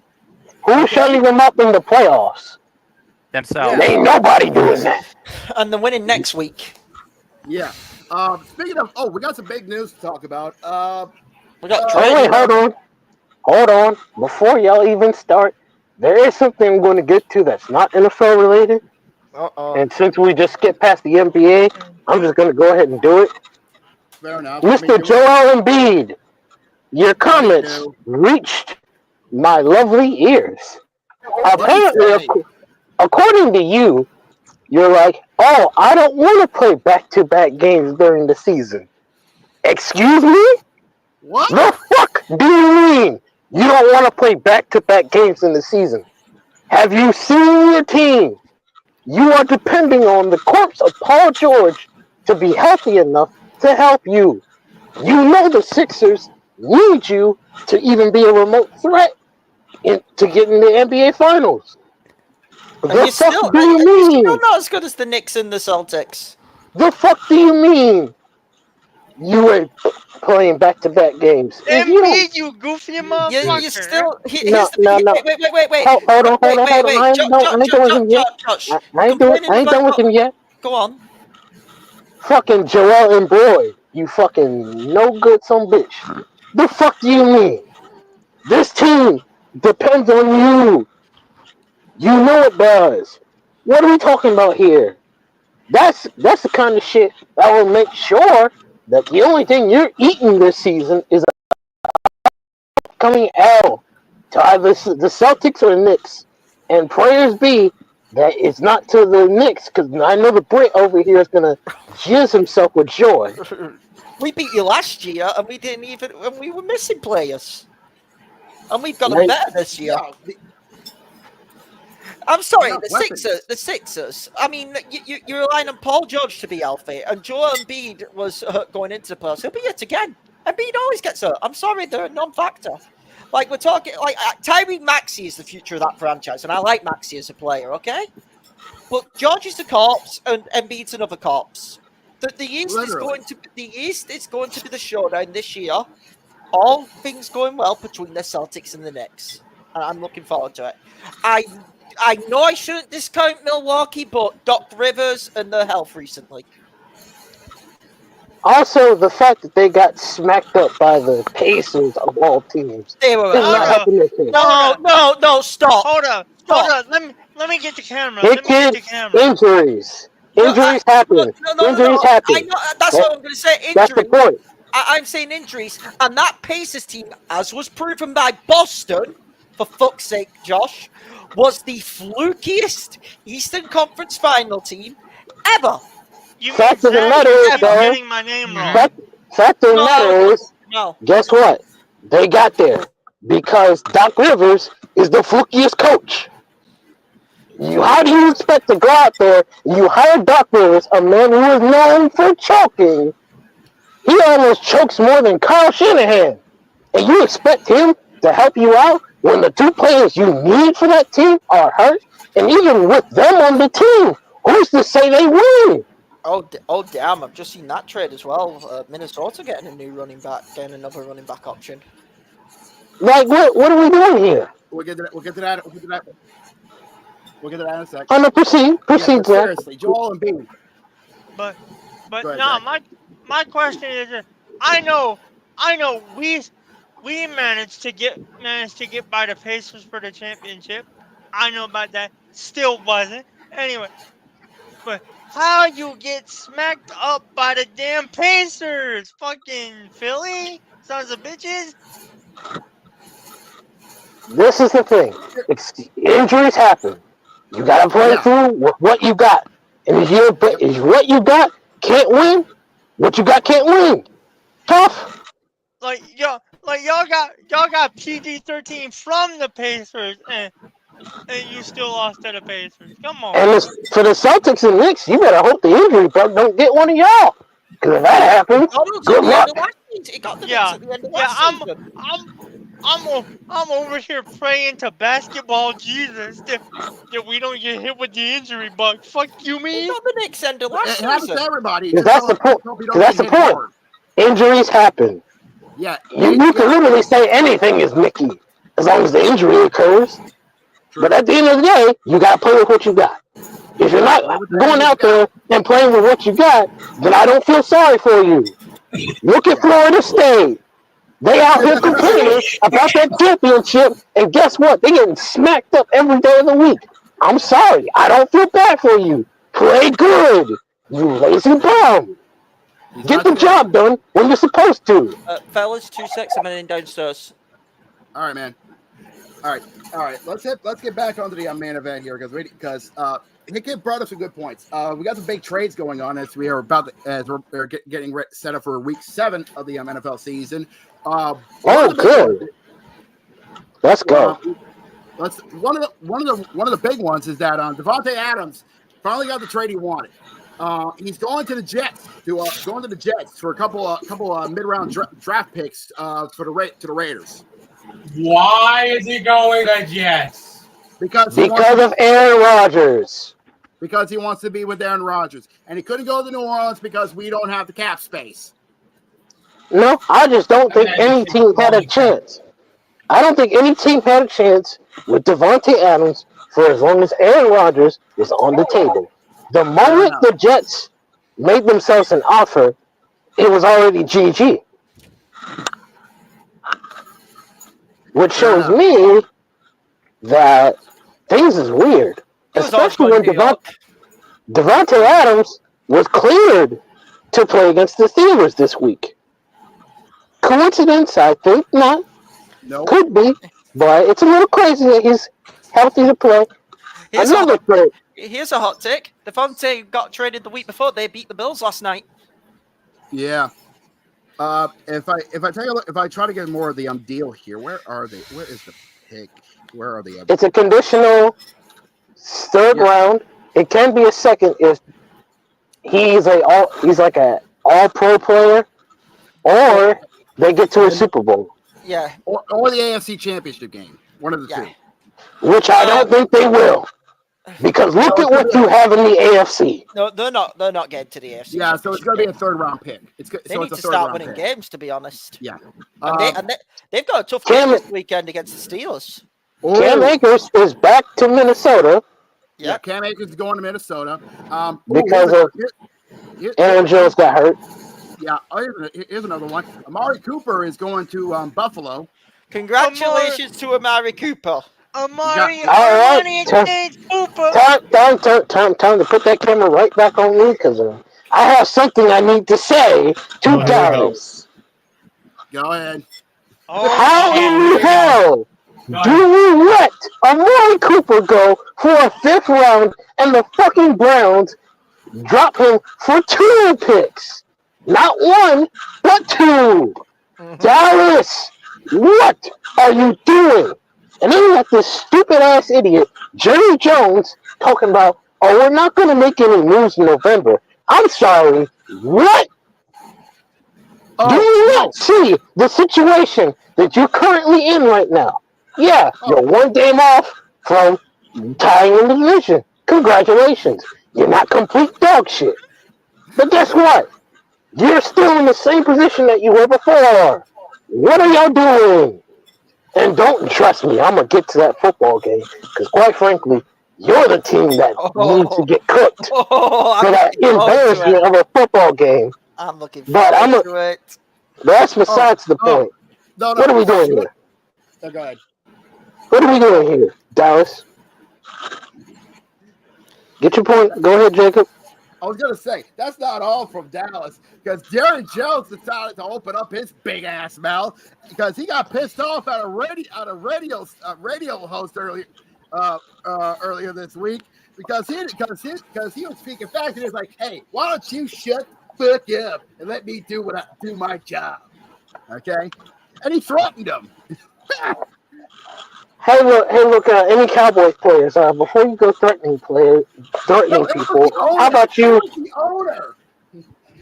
I don't even care. I don't even care at this point who it is. How about y'all actually, do your job? Stop playing like horseshit. Dallas, what an embarrassment, but we'll get to them. Yeah. Yeah, but that's beside the point. Good on the Bills for getting Amari Cooper. Yeah. Because Lord knows, I think it's a steal. It's a steal. Lord knows he ain't doing shit with fucking Deshaun Watson as his QB. As I said, Amari Cooper should be thankful. He's finally out of hell. He's out of that dumpster fucking fire, led by a fucking QB who should be really behind bars. I did say and blacklisted for all I care. Wait, who are we talking about? Deshaun Watson. Piece of shit. Deshaun Watson. So overall, congratulations to Amari Cooper. You deserve your freedom. Bills become an even bigger threat now in that division. Still not. Hold on. I'm not going to give the Bills too much credit because here's my problem with that. That Keon Coleman signing isn't looking too good right now, doesn't it? No, here's the deal with the Bills. I never rated the Bills before this season. They've surprised me, okay? And I didn't rate them before this season. You look back, I did not rate the Bills at all this season, okay? Here's the problem. Their division really is like a glass cannon. Strong offense, kind of mediocre defense. That's kind of the majority of the teams. Yeah. If any team was going to be able to figure out, it's Buffalo. Because at the end of the day, Josh Allen is not a bad QB. No matter how many people want to give him flack and say he's white Dak Prescott, he's not a terrible QB. No, he's still a top 10 QB. This man said white Dak Prescott. I am fucking dead. You know how many times Josh and Dak have been compared to one another? Yes, but Yes, but the fact that you worded that like that is funny as hell. What, you want me to call? I'm kind of glad we're in the NFL section because guess who's in the live chat? And I'm kind of glad I put him, made sure he had to be in there. Boy, you Who's in the chat? goofy Hey, ass. it's Cody. Hold on. I'll get him. I'll get him in a minute. I'll get him in a minute. Nah, Yeah, I gotta get him too. I'll get him in a minute. He's not I'm the getting him for a important thing. different reason. Who's in the live chat right now? Cody Hagen. Oh, I'll get him in a minute, but I'm gonna hold my breath because his coach did Baltimore a favor and we're tied with the Steelers, thanks to them and the Cowboys. So yeah, but on one hand, I'll give him a break. My God, the like I didn't rate the Bills, but they seem to be getting it a bit right on defense. But they're all like Josh Allen's having a really good season this season so far. No, he could have a game where he has a disaster, but barring the Baltimore game where he did have that, he's still going to have those off games. It's why I think the Bills are maybe like the third or fourth best team in the division. I have two AFC teams who I'm taking above them. The Chiefs and Baltimore. Okay, fair enough. I trust Baltimore a lot more than them. All right, let's get to these scores because we got to get next. Well, we know where we're starting, so camera on me. Go ahead. Oh, fuck. Get it on Hick. Oh, actually, I'm glad we're starting with you. Well, yeah, get it out your system. Devious motherfucker. I wasn't here last week to do this, but I'm here now. Yeah. Talk about how in the fuck do you lose to New York? I agree. That was an inexcusable loss. I'm not even going to do. Although Cincy almost lost that game, and no one can tell me that Cincy. Here's the difference: Joe Burrow, Geno Smith. That ain't even a comparison. Yeah, but you know which one's better. No, I agree. The thing is, and it was Geno's fault we lost this game. Free turnover. You can't do free turnovers. It was 2 on him for 2 bad throws. And then, of course, that kickoff return. Turnovers. It's just simple mistake football what cost us this game against the Niners, who are not a good team. They are a habit for blowing leads. I give them no shot against fucking Kansas City this weekend in San Fran. I think Kansas City are going to run amok on them. And the funny thing is about the NFC West is because it is collectively so bad because who would have said the NFC West would be really poor this season? It really is. I generally believe that 9 wins wins you the West. I'm going to be honest with you in this NFC West. As far as I'm concerned, once CMC is back, which he will be, the gap will start to widen. I bet the Niners. I bet the Niners finish under 10 games, and I will change my profile picture to anything you want on Discord for a week. I will bet the Niners will not win 10 games this season. Possible. It very much depends on if they can get their shit together. Take the bet, even if you think CMC is coming. Lucy changes their profile picture to anything the winner wants. Niners will finish with less than 10 wins this season. I won't take the bet because I'll counter you on you bet on Baltimore and the Cowboys a bit earlier. And I came out on the winning end of that, so I'm going to say no. Well, I knew the Cowboys were trash. But I would gladly take that for what it is. You wanted to do that solo, cool. But I still think your team is very questionable. No, I agree. Ain't no way you lose to the Giants and think you're a match for the Niners. Ain't no way in hell. I thought we'd play a bit better. We didn't. What I will say is, at least we've had the mini bye. Hopefully, we can get back most of our defensive line at last. And we should. I think Atlanta. They don't really have a. I think Atlanta's going to be another shootout for Seattle. It's going to be a shootout in Atlanta this upcoming week. The NFC North is going to be a problem for you guys. That's what I mean. The NFC North's the wild card problem. The wild card problem is the NFC North. We need to see that division start beating each other up. Because I don't think the Seahawks can beat any team in that division at all. We still have to play 2 of them. No, 3 of them, actually. No, we have to play all of them. Good luck. Hey, kid. You ain't played me and Jamal yet, have you? We don't have to play the Ravens this season. I'm about to say, even if they did, I can guarantee you, Yeah, I know Ravens what's win going to that happen. game. Ravens win that game. The last time we played the Seahawks, they got destroyed. It wasn't even close. Yeah, but pretty much poor performance from the Seahawks. Let's hope they can finally get it right with Atlanta, and hopefully, if all goes well, we have the division lead back this week. Also, hey, Brandon. Someone put the camera on him real quick. I got it. Congratulations. Your team is not complete horseshit, except for the Bengals game. Again, You somehow managed to beat the Seahawks. Even though Daniel Jones is still a hot piss of garbage. Again, they could have won, by the way. Tell me about it. What's next game, Jacob? Okay. So let's see. Do these in order. So we're recapping week 6, or we're running down week 7. Actually, week 6. Week 6. Okay, so we had the Bills and the Jets, Bengals and Giants. Okay. Oh, this is funny. So the Lions went to AT&T Stadium and decided. Yeah. This is one where we all need to get involved. Yeah, decided to whip their dick out all over Dallas, and decided to rub it all over them. 47-9. All right, put that bad boy on me real quick. Let Josh start on this one. I don't know why y'all even bothered to play. Dak out here throwing 2 interceptions. Cooper Rush throwing interceptions. You got outscored offensively. You pretty much got outscored defensively for all I care. Damn. You look like trash. You don't deserve to be a top team in the NFC. Birthday.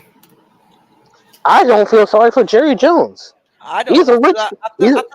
After that radio rant, no, sir. He's a rich motherfucker, so ain't nothing gonna hurt him. But they won't win a Super Bowl for as long as he owns that team.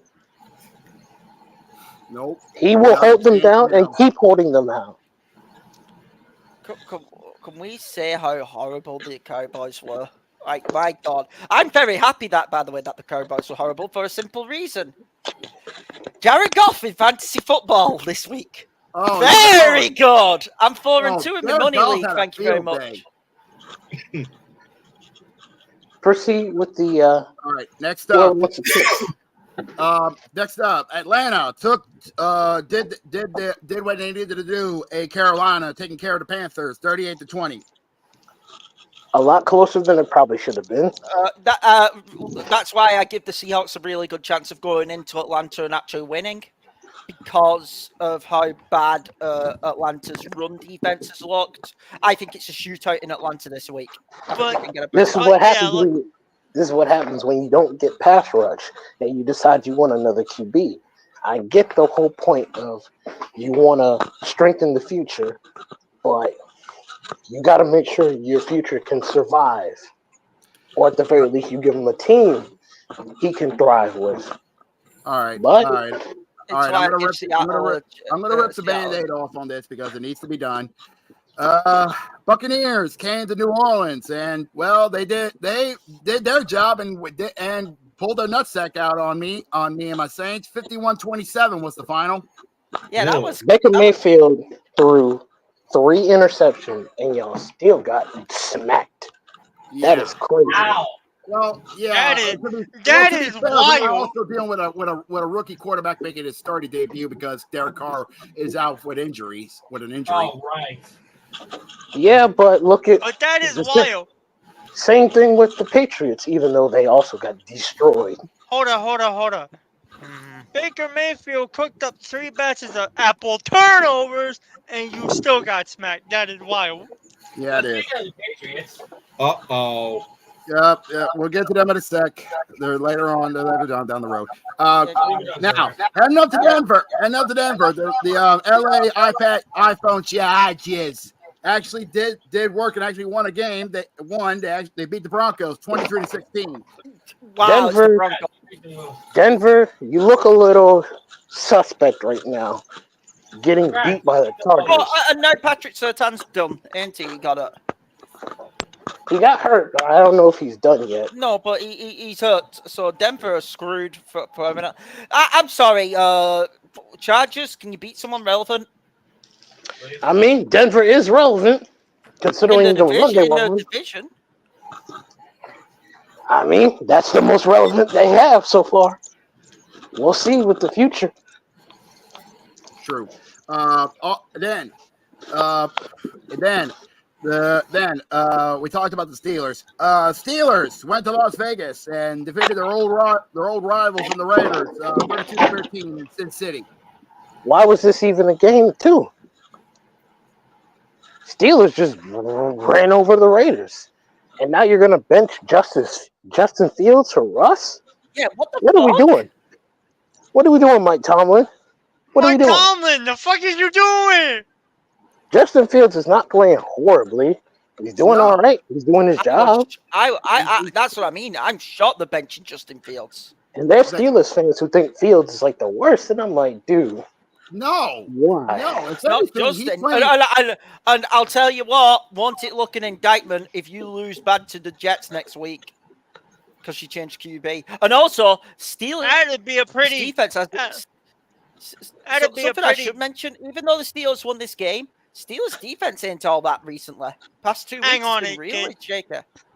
Like you say, that'd be a pretty damning indictment, especially a pretty damning indictment of Mike Tomlin, who I might not like as a coach, considering he coaches, a rival team to my team, but a football coach that I can certainly respect. And if this turns out to be as big a mistake as I think it's going to be, that'd be a pretty damning indictment of Mike Tomlin. Agreed. He won't lose his job because he still has those 20 winning seasons, which is impossible for any coach to have. I won't lose his job, but people would definitely start looking at that man crossways. Yeah. People should have been doing that when he can't even get a playoff win. That's a fair thing to give him flack over. Shocking. Next up, Green Bay did what it needed to do against the Cardinals at Lambeau, 34-13. Cheers, Green Bay. At least we stay. Cheers, Green Bay. Thank you for that. Means we stay second. Jordan Love is a problem. He is going to be a problem for as long as he's healthy. The whole fucking NFC North is a problem. Yeah, but Jordan Love is like Jordan Love is a particular problem. He's one of the younger QBs in that division. Outside of Caleb Williams. That's not good. Thoughts on Gardner Minshew, just in general? What do you mean? He's a middle of the road QB. Yeah, he's down the middle. He's a backup. Yeah. Next up, Colts. Even though they lost one of their big players last Sunday, did what they needed to do in clutch moments, taking care of the Titans, 20-17 in Nashville. Thank you, Cody. One of the ugliest football games. You learned your damn lesson. One of the ugliest football games of the season. Here's the deal. The Colts should win this weekend, if I'm correct, as well, because I believe they've got the Panthers. Oh, they've got someone really bad at the Colts this weekend. The Colts have got someone really fucking terrible. Hold on. Week 7. Save that for week 7. They got Dolphins. They got Save Miami. Save that for later. But the Titans. Oh my God, Will Levis is not him. He's not. Sorry, Titans fans. He's not him. You're not getting any receivers into the game because of Will Levis. You need to get a new QB. You need a new QB, Tennessee. Yeah. Tennessee has the potential to be the number 1 team picking a draft pick this season. Oh yeah, Tank Bowl's going to be heavy for Tennessee, and somewhere Malik is going to be like bittersweet, but it's still a win. Malik's dead with it. I feel oof. I'll send him some good Jack Daniels for him. Next up, Houston came over to Gurok's neck of the woods and decided to violently and horrifically destroy the Patriots in brutal fashion, 41-21.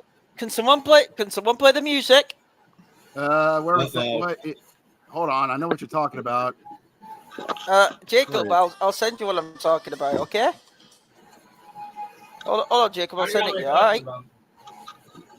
I know. While you're waiting, No. While you're waiting for that- Who is it? Who has the sound? Who has the soundboard in here? Is it Jacob or is it Jose? We got it on brand, so. Hey, kid, I have access to it too. Brandon. Okay, Brandon. It's Jose. Or Jose. that was Or talking. Jose. Jose's also there. All right, Sad hold on. piano music. All right, whoever, Jose, pass this on to Thing, okay? Just someone please play this for Someone please play this for Gurak. Okay. Jose, I just send it you on Discord. Please play it. Okay. Got something special in mind. While we wait for that, You know what's funny? Hey kid, I knew which one you wanted me to play, and I just converted to an MP3. Yeah, please play it. Oh no. Yeah, Okay. go ahead and play that bad boy. Okay, give him a sec. He's putting it in. He's putting it into the soundboard. Drake May doesn't look like complete trash, so at least you got that. Trust me, it's a first song to play. Okay. Oh god. You got hope there. Come on. Too bad you had to play against the Texans, who bullied give it a the minute. Mets out of the Patriots. Can you say that after that with that one loss, they keep playing like they're doing? There you go. God. I said this.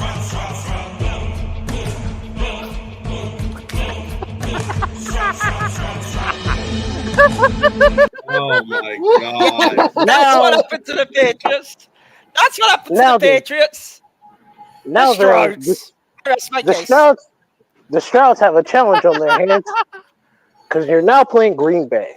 So Ooh, good luck. That's a great game Well, this It's week. funny you mentioned Green Bay there, Jamal, because I just saw that they just signed McManus. A new kicker. Yeah, they just signed McManus. Fair enough. And honestly, I didn't Oh, see the much of kicker the was game, trash. but Drake May didn't do too bad. He got his No, ass but he still kicked, got. but He's still. he had still bad front of all it the all. time, Now but he he's didn't. signed. So now McManus is signed. But he could have done a lot worse. Yeah, fair enough. Could have done worse. Yeah. Next. Fair enough. All right, next up. Well, okay, Eagles. Y'all had the dog pound because of the town, and y'all decided to get them neutered. I need to come. Okay, 20-16 was the final. Yeah, I know it. Yeah, I need to come. There you go. Nick Sirianni is a fucking muppet. Let's just say it truthfully. This man is a fucking muppet. Because they've been booing and all that. No one has been booing. You've been fucking losing games. You should be winning. The fucking Philadelphia fans, they are ruthless sons of bitches. And I'm not really a fan of the Philadelphia teams, but you get where I'm coming from. If a team has a right to boo, they have a right to boo. And you're clapping back at those fans after beating the fucking garbage dumpster fire Cleveland Browns. Who the fuck do you think you are? You Dude, fucking it was bad. What? Bad. You Fucking fucking clown. Congratulations, you played yourself, you dumbasses. Fucking Nick Sirianni, what a great way to encourage your fan base to believe in you when you're doing stuff like that. That's totally a great way for people to show that they trust you as a coach. Yeah. How are you just barely beating fucking Deshaun Watson and the goddamn Browns? That doesn't make sense. You see, at least with Baltimore, the issue with the Browns is they're a division rival. They always play us hard. Mm-hmm. They're not a rival to you. Nope. How are you struggling? How, bro? How, Sway? Yeah. Also, shout out to Myles Garrett for being a unit for that team, because Lord knows. Garrett trying to get the fuck out though. Hey, I don't blame him. Hopefully, Mr. Nick Chubb can try to fix this team, because Lord knows they need him badly. Yeah. Okay. Now, hold on. Hold on. Oh, you know what? You can. I'll let you have it. thank you. Now, I'd like to thank Cody for doing me that favor, but I'm also curious if he's learned his lesson, but that's enough about that. Now, Mr. Sirianni, the Cleveland Browns are, well, they were the Ravens before the Ravens, but that's not my point. My point is they always play us hard, but they don't really play anybody else hard. So how are you struggling, bro? You should be running through that team, not scraping by them like you did. And then bro bro has the, bro has the nerve to get on social media and clap back at his fan base after barely beating a trash team. Bruh, you're a muppet, you're a bum. Get off social media. I agree. And if you don't get better, you might not have a job at the end of the season. Bum ass motherfucker. I agree. Bum ass move from Nick Sirianni. Yeah, most definitely. Next up, in what was a true test for Jane Daniels and the Commanders, but unfortunately they didn't come out aces. The Ravens defense held them down and told them to sit down. It's not your time yet. Ravens took care of work and did the work. 30-20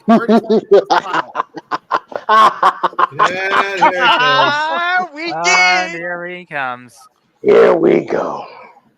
I'm gonna go full bias because I honestly don't care. Hey Jamal, you need a tag team partner? You got it.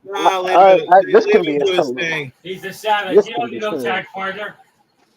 Ladies and gentlemen, there's a difference between Baltimore and certain teams when it comes to utilizing the pieces that the Baltimore Ravens have used. The Ravens have won 4 games since we had that slow collapse of the two. The Chargers looking like mid, even though they have our entire offense from last year. The Seahawks have Mike McDonald, and they're struggling. It's funny how these things work. By the way, our defensive coordinator has had better QBs to play against than Mike McDonald did when he started with us. I find that very telling. You could say that's a bit crazy. You could say that's crazy. Carter, how you been, buddy? You know, maybe that's just a sign that maybe, just maybe, certain things should not be relied on to help carry your franchise. You need more. Especially in the NFL, where you got to deal with Mahomes and Kansas City. But that's just me. Congratulations, Baltimore. You whipped the Commanders' ass. Not decisively, but you whipped their ass. That's actually a thing I need to mention. They beat the Commanders well, but they didn't beat them, they didn't blow them out. And I still think the Commanders played a decent game. So I still do like the Commanders a bit, but they need to bounce back well this week. Almost definitely. That was a true test for Daniels. Sure, he didn't come out aces, but it was a strong showing for him. Okay? Hey Carter, I'm glad you're here. I hope you're ready next week. Well, first and foremost, let me thank the guys at the bar for holding the bar open after hours. What happened was that on my way to my appointment, the van broke down. What happened? Was it tire problems or did the engine decide to cough? The water pressure decided to go down. That could be a busted hose. That could be warming up. We were stranded. I was on my way to the point on my appointment. We were stranded on Highway 51 in between Batesville and Sardis, Mississippi, in a part of which a person like me has no business to be in, because not too far away there was a house that had a Confederate flag up at its window with the sign saying "I would not come down." So, just one of those days.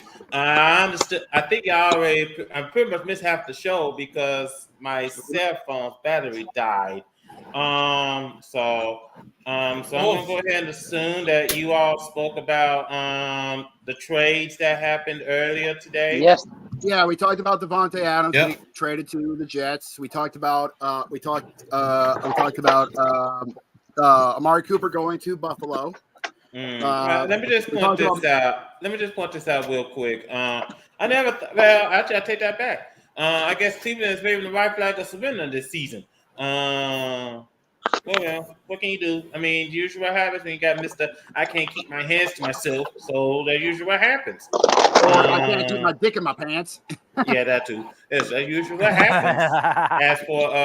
As for the Raiders, I guess it's back to square one, back to the drawing board. Now I think you all, as I was coming in, you all was talking about the games that happened. Yeah, we're just running down what happened last week. Let me just first of all point out by saying I'm sorry, Jacob, for what Tampa Bay did in New Orleans at the Superdome. We're dealing with the hand that we're dealt with, and unfortunately, my hand was weaker than yours. Yeah, and that puts a fact. We got all the points in because we got to deal with Baltimore coming up this weekend, and you know how Derrick Henry likes to stiff arm defenders to oblivion. I wouldn't be surprised. No. It's not just Derrick Henry that would like to take souls. He's also training Deshaun Watson to do those spells as well. Don't you mean Lamar Jackson? I mean, not Watson. I mean, you mean Lamar Jackson, brother? Moron. Hold up. Put that camera on me. Put the camera on me right now. God damn it. I'm a fucking idiot. Meanwhile, ladies and gentlemen, the host of this podcast is about to get cooked for the next 30 seconds. Please refrain your ears from the profanity that is about to escape my lips. Mr. Baker, did you just mistake Lamar Jackson for Deshaun Watson? I did. I fucked up. I'll take the salt. Oh, I bet you did. This is why Spencer Rattler ain't do shit for you. Okay, that one was unfair. Hold on. I ain't done yet. This is what happens when you get Diet Patrick Mahomes to try to play football for you. You're gonna fail. Damn. Now, politely, when you refer to the Ravens, do not refer to Deshaun Watson as the QB of the Ravens. You refer to Lamar Jackson. Jackson. Now, let me jump back in. Let me just point this out. The way how both Lamar Jackson and Derrick Henry have been stiff arming defenders to oblivion. I wouldn't be surprised if one of Tampa Bay's players ended up on the Starship Enterprise. And go Captain Picard and Commander Riker asking, how did he get? He didn't use our transports. He must got stiff armed by the King Derrick Henry. But King Henry and not really his protege, but by his student, Lamar Jackson. Yeah, I just want to point this out. No, I'm not looking forward to the Monday Night Football game between the Ravens and the Buccaneers because I know what's going to happen. Camera on me.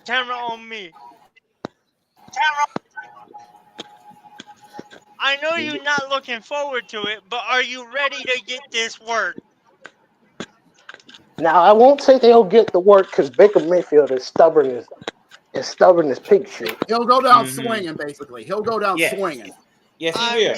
Yeah, but all the same, it's gonna be a good game. But let me rephrase my previous question. You were ready to hold this L?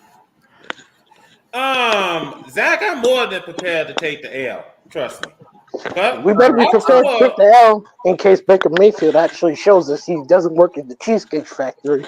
Yeah, Baltimore is a very good team. Just ask the Commanders, and they'll tell you.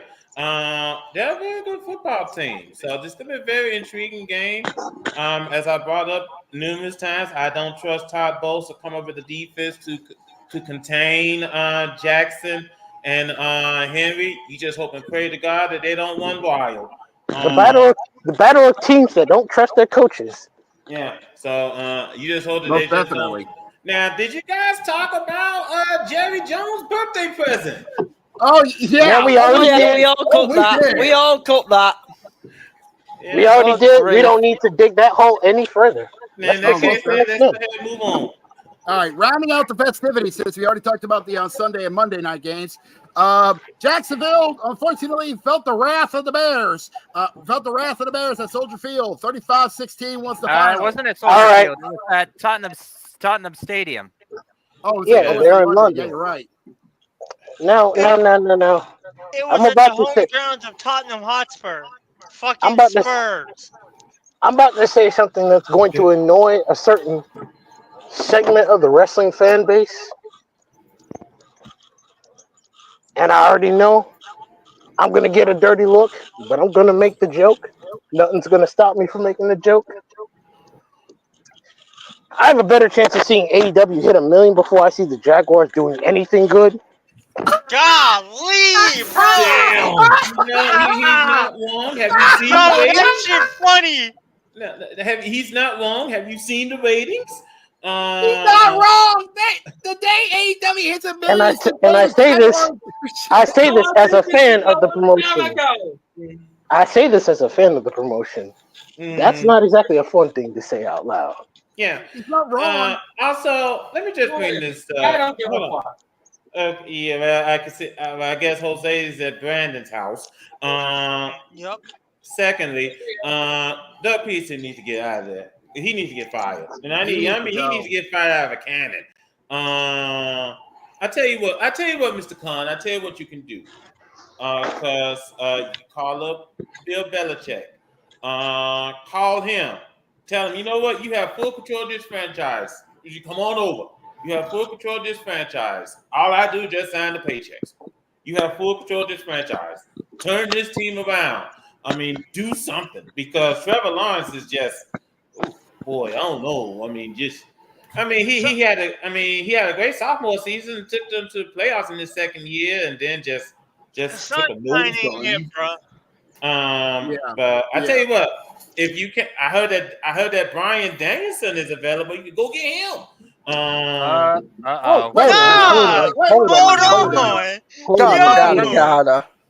on. That's a little too soon on that one, but still. Why do you want a man with a hold on? Why do you want a man with a broken neck to try to carry a franchise when it's already broken neck? So, bit of baseball news regarding the Rays. Apparently, Tropicana Field is not going to be ready for opening day next year after the damage from the fact Milton. that the roof got literally ripped off the hinges from the hurricane, I wouldn't be surprised. I'm not surprised I either. wouldn't be surprised if the Rays probably spend the first couple of months next season probably at the spring training facility, or probably might ask the Yankees to use their spring training stadium for a while. Or maybe one of the AAA stadiums. I mean, Toronto did it. Toronto did it with their boys in Buffalo during the pandemic. Absolutely. I mean, the possibility is endless. I don't think Tropicana Field is like Gary brought up. Tropicana Field is not going to be ready for opening day. And chances are, me that hurricane was Tropicana's death nail. Yeah, I think. Now I've heard that on a video recently that probably this was the last straw, and Tampa Bay probably might have to go play somewhere else until the new stadium gets built. But you never know. So let's go ahead and get back to the football, guys. All right. So before we run down the schedule for this coming week, week 7, first things first, we do have some teams that's going on the bye week. It's only 2. It's going to be Chicago and Dallas. They're going to be on the bye weeks this week. So if by some chance you have any teams from Dallas, I hope not. But if you have any teams from Chicago that's on your fantasy teams, put them on the bench. They are going to be on the bye weeks this week. Yep. So let's go ahead and start with the Thursday night game. First and foremost, did Hit Kid express his frustration at what happened on the last Thursday night football game? Yeah, I already did. Okay. Yeah, he did. This coming Thursday week, Jacob. I'm on the hot seat. It's going to be a good game to bounce back, but you got the Broncos coming to the Superdome.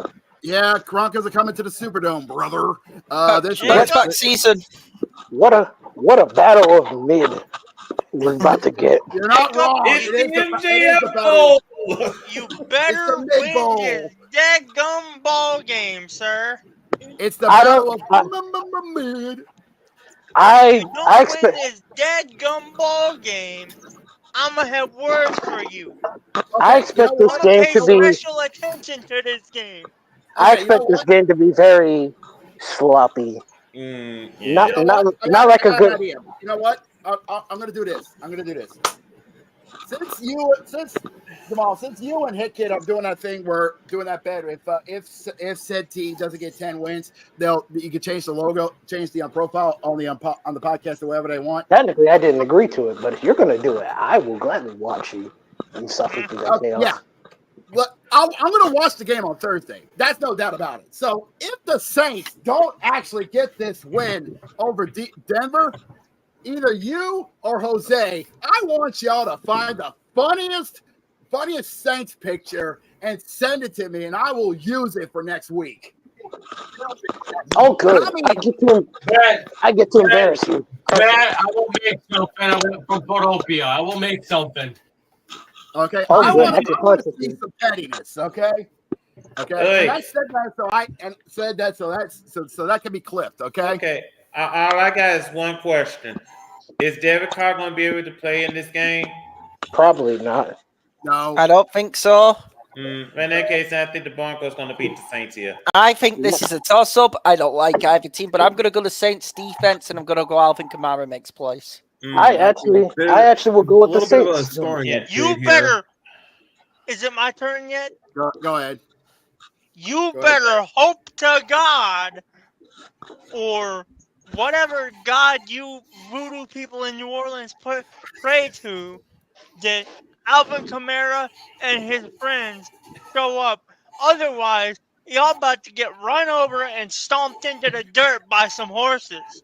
Hold on, man. Hold on. Let's not get all that confident with Denver, considering they just struggled to handle the Chargers. Well done, Soto. Soto. Oh, wait a minute. Does that just call Jacob's people you voodoo people? Hold on. Voodoo came from Africa. They don't own that shit. Yeah, I know Louisiana is Cajun country, but good Lord.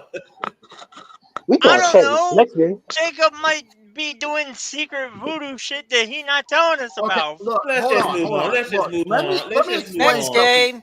Yeah, look. Hold on, wait a minute. Before we go to the next game, Brandon has a score up there in the baseball diamond. Yeah, it's on the ice. On the ice. No, it's on the ice. Yeah, it's the end of the first period, and Capitals are in the power play with the score tied at 1. Come on. All right, then. Guns, man, go ahead and get the tanks. Yep, I got it. Going out to London, but Wembley Stadium between the Patriots and the Jaguars. Yeah. Holy crap! Wait, what? Ladies and gentlemen. Yankees! Oh my goodness. Oh yeah, why not? Ladies and gentlemen, the first actual tank bowl. Because good job.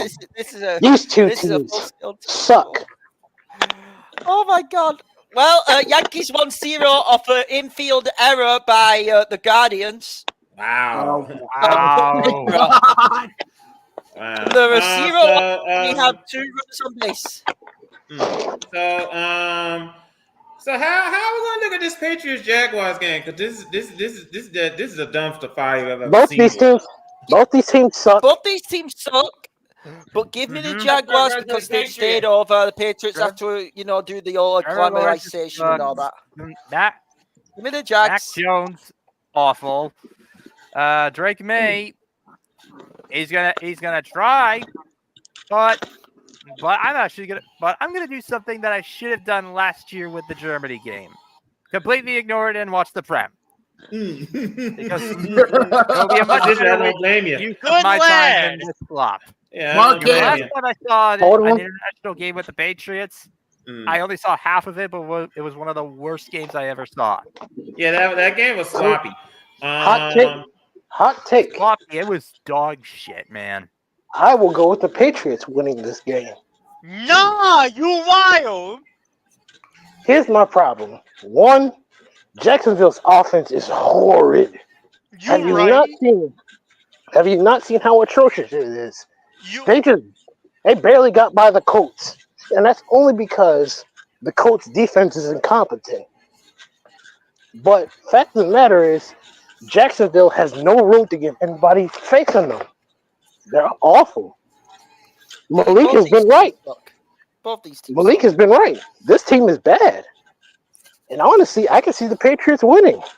Because Drake May might just take full advantage of this. So I'm going to go with the Patriots. It could be a golden opportunity for someone to bounce back, or someone to make a season out of this. And you know they're saying someone has to make a chicken salad out of this chicken shit somehow. Now we got also can you probably listen closely? We got the Seahawks and the Falcons at Mercedes-Benz. Shootout incoming. I will go with the Falcons. I'm going to hope Seattle bounce back in this. This is a shootout incoming, both teams' defenses. I think Seattle's going to get a bit of their defensive line back.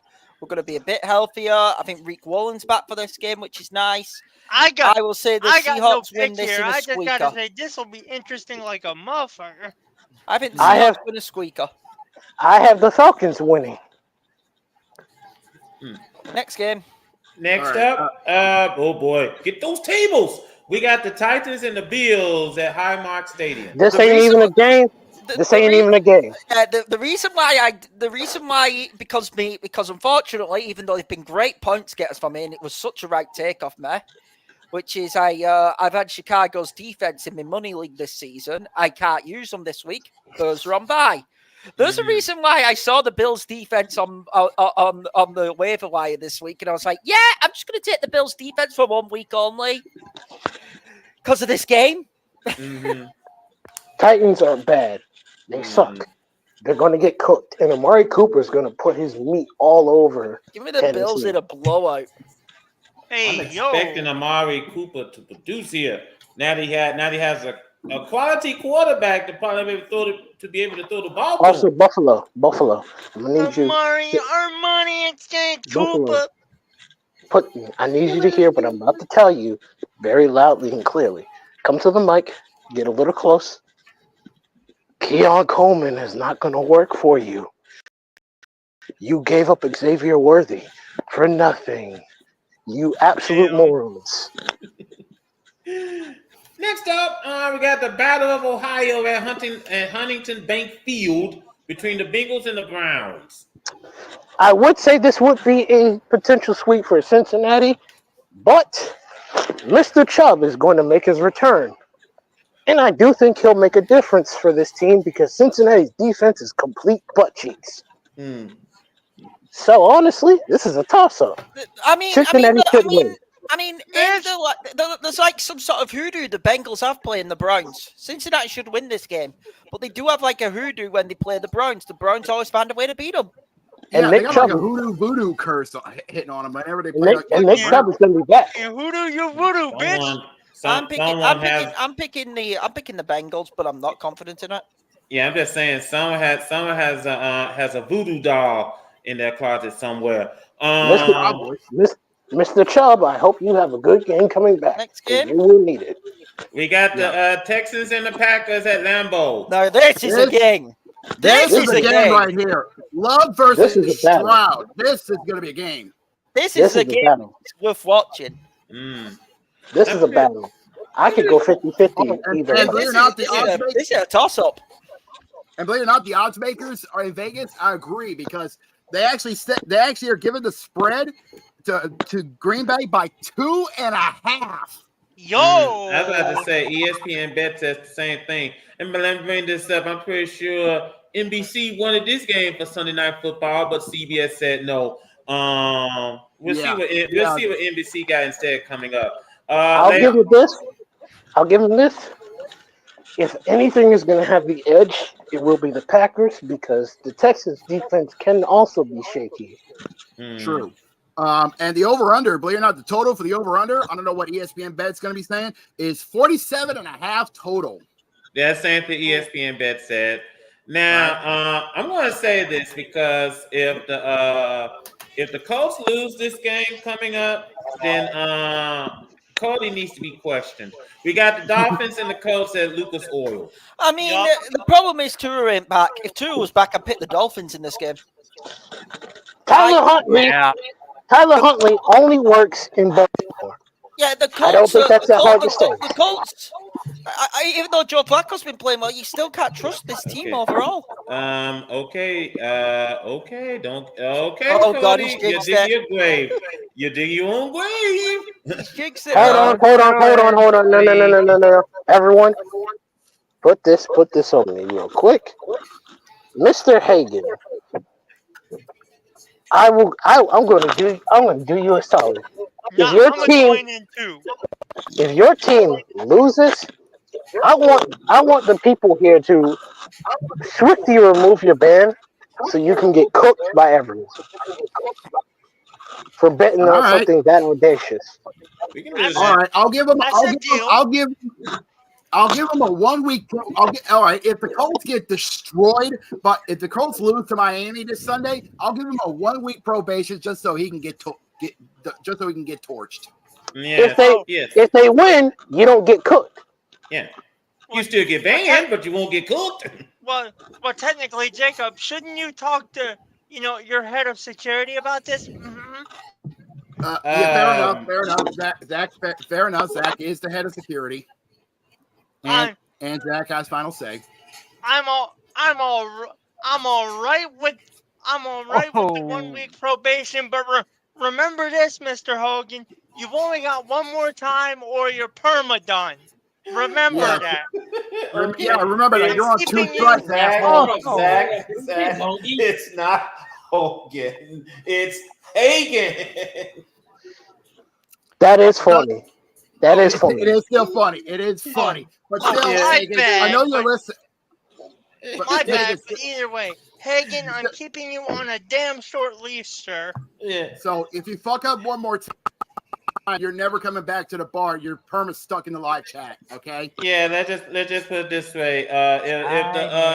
If the Colts go down in defeat, as we expect them to, we can't wait to see Bozo Hagan up here next week. I expect the Colts to win. I expect the Colts to win. I expect the Colts to win because Tyler Huntley does not work for Miami. Yeah, I expect the same thing. Because I just and also Carolina just scored against Brooklyn just now. So there's now we have another nail biter on our hands. We got the Lions and the Vikings at US Bank. Let's see if the Vikings. Yes. Let's see if the Vikings are as good as their streak would imply. I'm going to go with Detroit. I'm going to go with Detroit.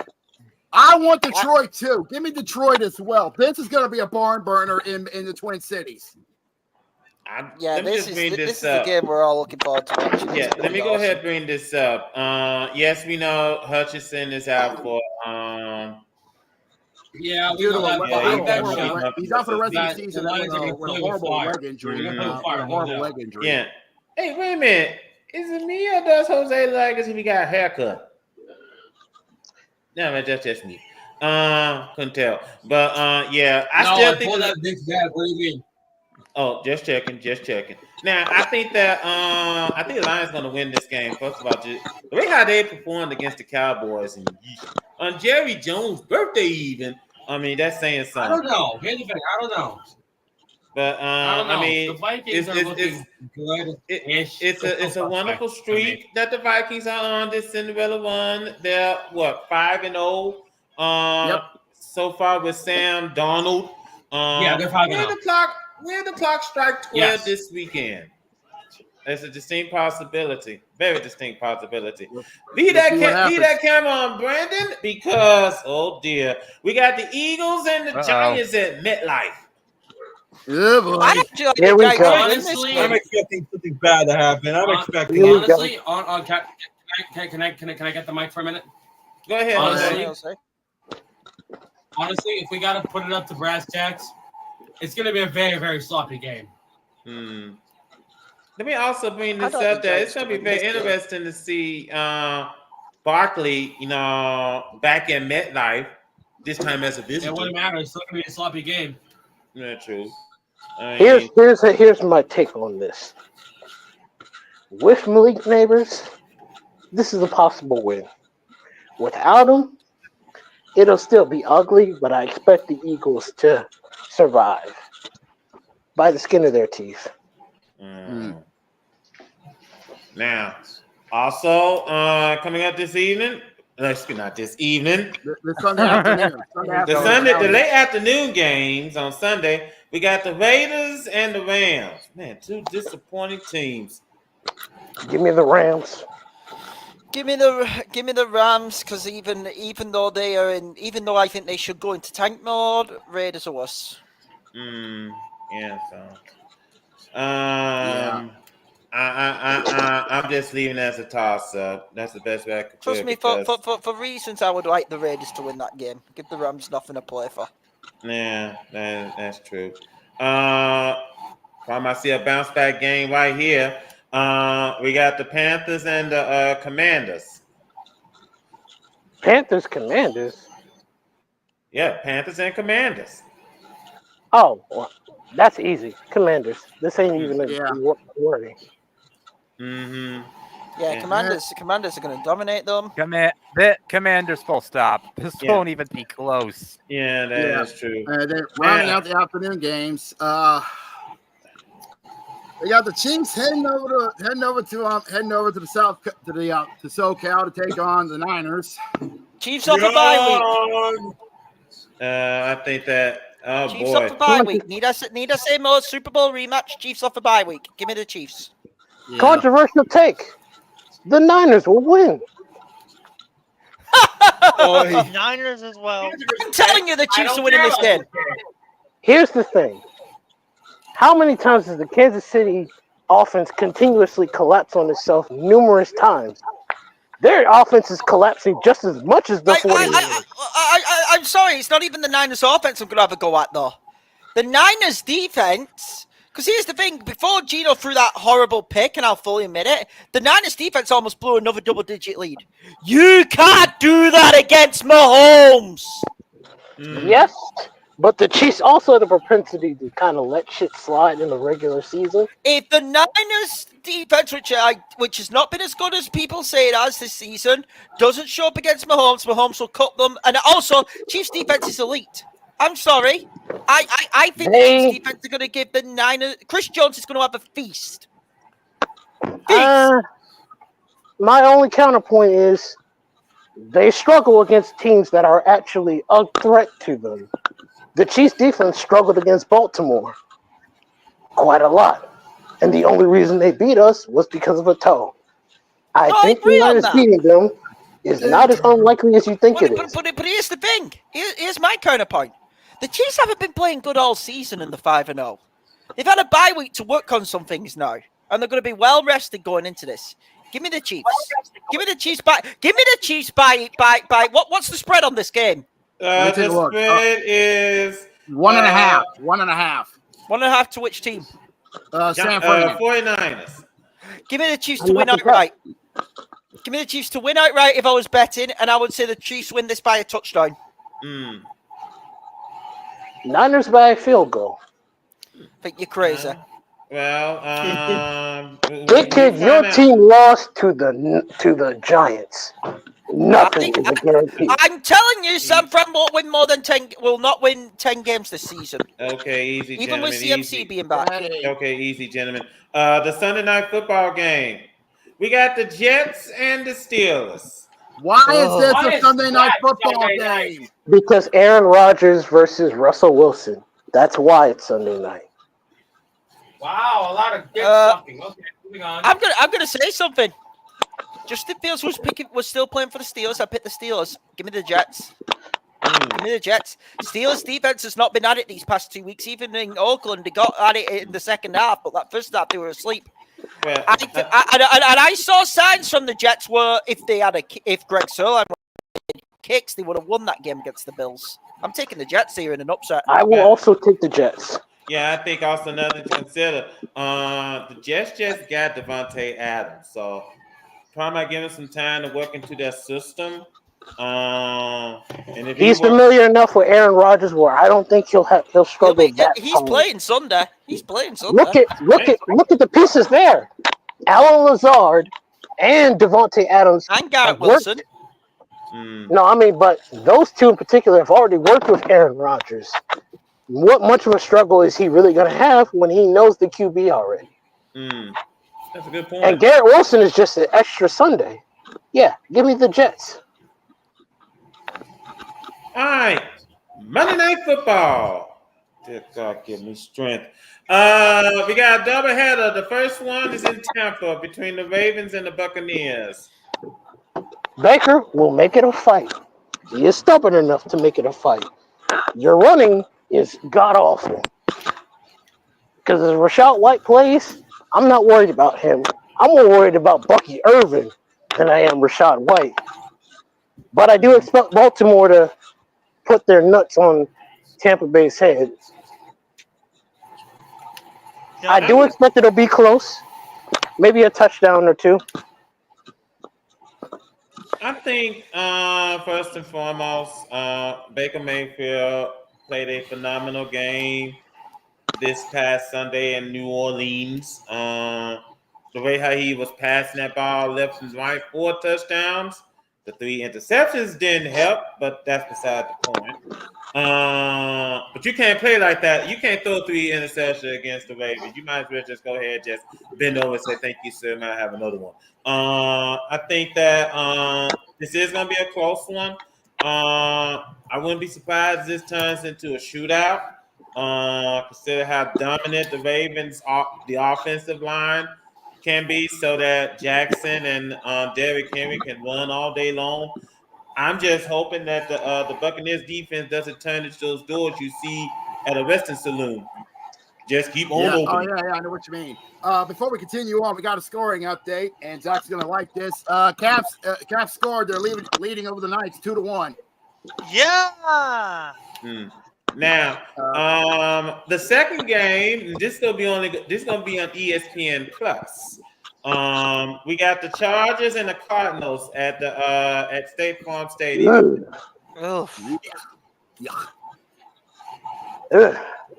Kyler and Justin Herbert, guys who are high on potential but haven't fully lived up to it. I think I'm gonna go with the Chargers. Just better team. The Give me the Chargers. Chargers. And that's interesting. It's gonna be an interesting game. May the best team win. I don't really like either team, but I'm just going to go with the Chargers. I think they're just the better team. ESPN Bet has the line at Chargers at 2.5. So might be interesting. Might be a good game to see. If you have ESPN Plus, you should catch that game if you're interested. Just want to point that out. Let me run through some scores real quick. Some of the scores have already been spoken about, but just running through real quick. Midway through the second, Yankees are leading the Guardians 1-0. Yeah, thanks to an error of the Cleveland shortstop who missed an infield pop-up catch on Judge, which allowed us to go 1-0. They must have gotten lost in the lights somehow. Yeah, they must love shooting themselves, and I'm not gonna say in the foot, but they must love shooting themselves. On the ice, Lightning are leading the Canucks 2-0 in the second period. Devils are leading the Hurricanes 1-0 in the second period. This game is getting underway between the Kraken and the Predators. As you guys brought up, the Capitol are leading the Golden Knights, who are 3-0 this season. They're leading the Golden Knights 2-1. Blue Jackets are leading the Panthers 1-0. After the first period, the Wild are leading the Blues 1-0. And it is scoreless between the Sharks and the Stars. That game just getting underway. Also, later on this season, we got the Blackhawks and the Flames, and we got the Flyers and the Oilers. Before we turn off the lights, I want to give Gurak a time in the spotlight, because I know he wanted to talk about some issues on the pitch, more specifically on a specific team he found out about, and let me bring this up real quick, because before I left, Gurk and I was having a discussion about the name of Boston's NWSL team. Now, Now, Garrick said that it was going to be a bad name. I just simply I'm asked. off, guys. I'll speak to y'all later. Okay, thank you All right, for joining us here, kid. Kid. Now, Garrick said it's going to be a bad name. And I just simply asked, well, how bad can it be? And then when I saw the name of the team, I said, well, I stand corrected. The Boston Nation FC. Not Boston Nation. It's Boss Nation. Boss B-O-S. Nation. BOS Nation. Boss Nation. Hey, the I abbreviation for just Boston. shook my head. That is. What kind? That's Do you have the- anything you got to say about that name? It is, without a doubt, one of the worst names for any sports team or any soccer team that I've ever heard. And I have seen a lot. I've seen some really stupid ones over the years, and it's so ungodly stupid. It's bland. It's bland. It's Okay. not even bland. It's just dumb because nobody could say Boss Nation like it's an anagram of Bostonian. Not exactly that clever, guys. And the whole marketing with the reveal was like, oh, there's too many balls in this town. There's not enough women. As it like to say, there's not enough women. Hello, there's women's sports teams across New England. There's the Connecticut Sun. There's the Boston Pride for the women's hockey. There's Boston Fleet. yeah, Boston Fleet. We talked about earlier. Early on in the podcast, and we all encourage you to go check out the NWHL. You know. Yeah, but yeah, seriously, It's just really tone deaf, and it's just setting up for disaster. it's so tone deaf. I swear, when they did that, I felt like I was hearing monotone when they were speaking it. You know. I can't get over it. It's just so unbelievably asinine. It is. It is. And this is why I don't pay attention to MLS. It's not even This is MLS. NWSL, dude. It's This is NSL. the women's it's soccer. NSWL. Yeah, it's women's soccer. Yeah. Oh God. It's because Boston's already got an MLS team. It's the Revolution, and they already had a god awful. Oh, are we complaining about a politically tone deaf message again? No, it's more so a tone deaf team name, but well, it's a bit of both. So it is. So what I was saying wasn't wrong, and I'm gonna apply the famous line that would apply here. Sports organizations being tone deaf. Yeah, nothing new here, unfortunately. Nope. You would expect better, but it's like you're punching at a brick wall. The brick wall is gonna hurt you, and it's just gonna keep staying a brick wall, unfortunately. Yeah, you're not wrong. Change has to come from underneath.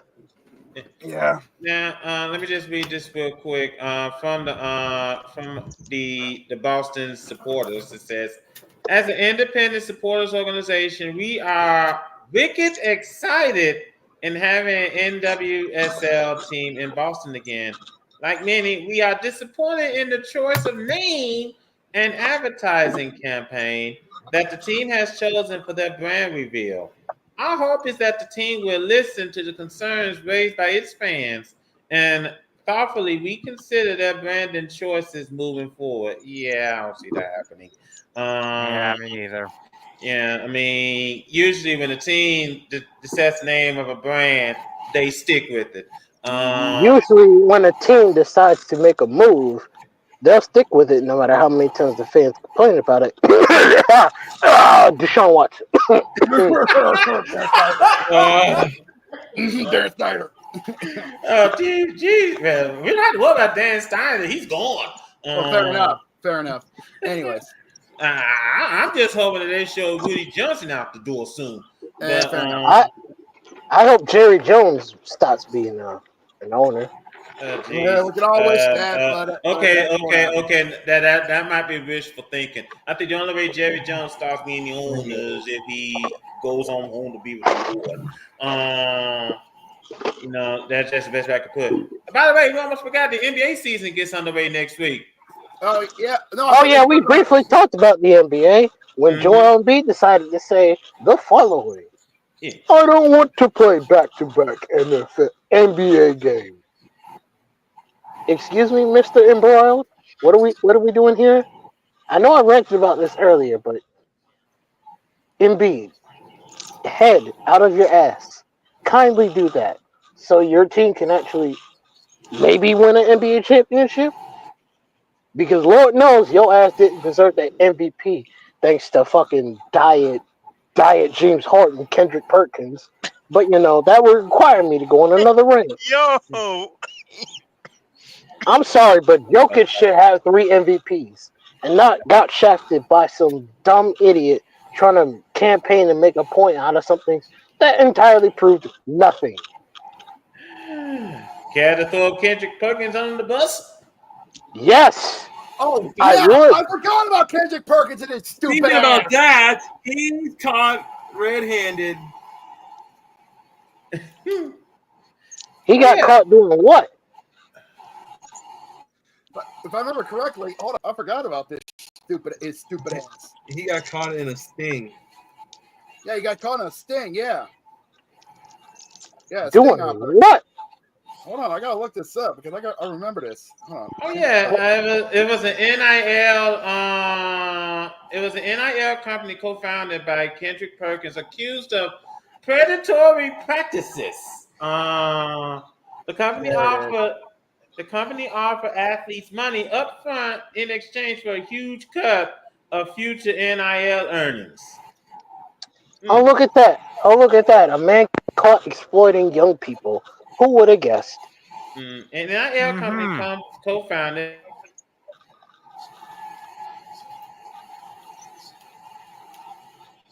Are you gonna finish that, Carter? Because hold on.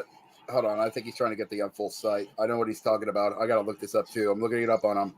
I'm looking it up on my end as well. No. No. Fucking goddamn. There we go. And here we go. Kendrick Perkins. Here we go. Fuck you. Here we go. This is from CBS Sports. Predatory practices per report. Here we go. This is from CBS Sports. An NIL company co-founded by former NBA player Kendrick Perkins in February faces scrutiny after an ESPN investigative report found the company uses predatory tactics akin to offering high-interest loans. The company, Nilly, offers athletes upfront payments in return for the use of or sale of an athlete's name, image, and likeness, NIL, for up to 7 years. As part of the arrangement, Nilly and its backers foot advances to its athletes and in return receives a cut of future NIL earnings from the player. Agreements can vary both in terms of what the athletes are offered upfront and for how long. Nilly gets exclusive NIL rights. They are offered as guaranteed money, but give Nilly and its investors huge cuts of money, up to 50% earned by their clients. This is from ESPN. Yeah. The company Nilly offers athletes upfront payments ranging from $250,000 into the hundreds of thousands, said Perkins and his co-founders, Wall Street veteran Chris Riccardi. In return, Nilly gets exclusive rights to use or sell the athlete's name, image, and likeness for up to 7 years, and the company and its investors receive in between 10% and 50% of the player's NIL earnings during that time period. Nilly has contracts with 20 athletes, all football and men's basketball players who are either in college or high school, per ESPN. One such contract obtained by ESPN detailed that a $50,000 payment to a high school senior was made in exchange for exclusive right to sell the player's NIL for 7 years. Nilly and its investors, backed by a strategic partnership with Harlan Capital, received 25% of the player's NIL earnings for the length of the contract or until Nilly earns $125,000. Part of the deal stipulates the routine upkeep and occasional use of the player's social media, as well as autograph sessions and appearances. Yeah. So basically, they're taking money off of them. Yeah, they're ripping them off. So Kendrick Perkins. Yes. So Finally. Kendrick Perkins taking advantage of a young talent for financial gain. Yeah, that sounds about right. Considering how he handled the Jokic and Embiid MVP conversation, that seems like something up his avenue. Didn't he say that Jokic shouldn't be MVP because of? Go ahead. Fill in the blank, Zach. Go ahead. Basically, if I'm remembering right, he said that either Jokic shouldn't be MVP or the only reason Jokic got MVP was because of the whole Russia-Ukraine thing. Oh wow, Mr. Perkins! Wow, what a great thing to say. Wait, was I right? Wait, was I right? I mean, it wouldn't shock me, considering that was the big talk at the point. But even still, how shocking! Kendrick Perkins decided to say something out of pocket and out of line, just to try to prop up somebody else. Wow, who would have guessed? Maybe Diet James Harden needs to sit down, shut up, and keep doing what you're doing. Stop exploiting people for money. Yeah. Yeah, definitely. Just sit down, shut the fuck up, and do something else with your life. Because honestly, all you're doing is making yourself more like a jackass. Then again, what would I know? Because I'm just some idiot on a podcast. So yeah. What do we know? All we're doing is just shooting the shit. Yep, we're not even a professional podcast. No for scoring fuck's sake. update. Here's another scoring update. It's 3-0 Yankees. Oh God, the Yankees! Well, it looks like we're possibly going to get Yankees in the World Series. God help. God help us all. Yankees Mets rematch, maybe? Oh my God! So New York can suffer. Yes. No, not only New York could suffer, Jose could suffer as well. Actually, yes. Because for all the talk of Jose being the man who loves chaos, he sure wants to keep the status quo with the Mets failing. That's not chaotic of you. He's got you there. Yeah, come on, bruh. All right. Well, hopefully Carter will get back here soon. But I do believe we got everything we need to do. I think it's time for us to turn off the lights for this unique episode, to say the least. And this has been a very unique episode, to say the least. I don't think he's gonna get it. At this time, gentlemen, I thank you for having me as usual, but I won't be here for the outro. I'm excusing myself. All right, thanks for coming, Zach. But yeah, same here, Gurok. Thanks for coming, boys. But no, I'm over too soon. What happened was that the power cut off, and then it cut right back on, and so you had a hiccup. That happens. It happens. That happens. But let's just go ahead and just close up shop here. It's been a nutty episode. Yeah, let me just go ahead and just close up shop here before I lose more power.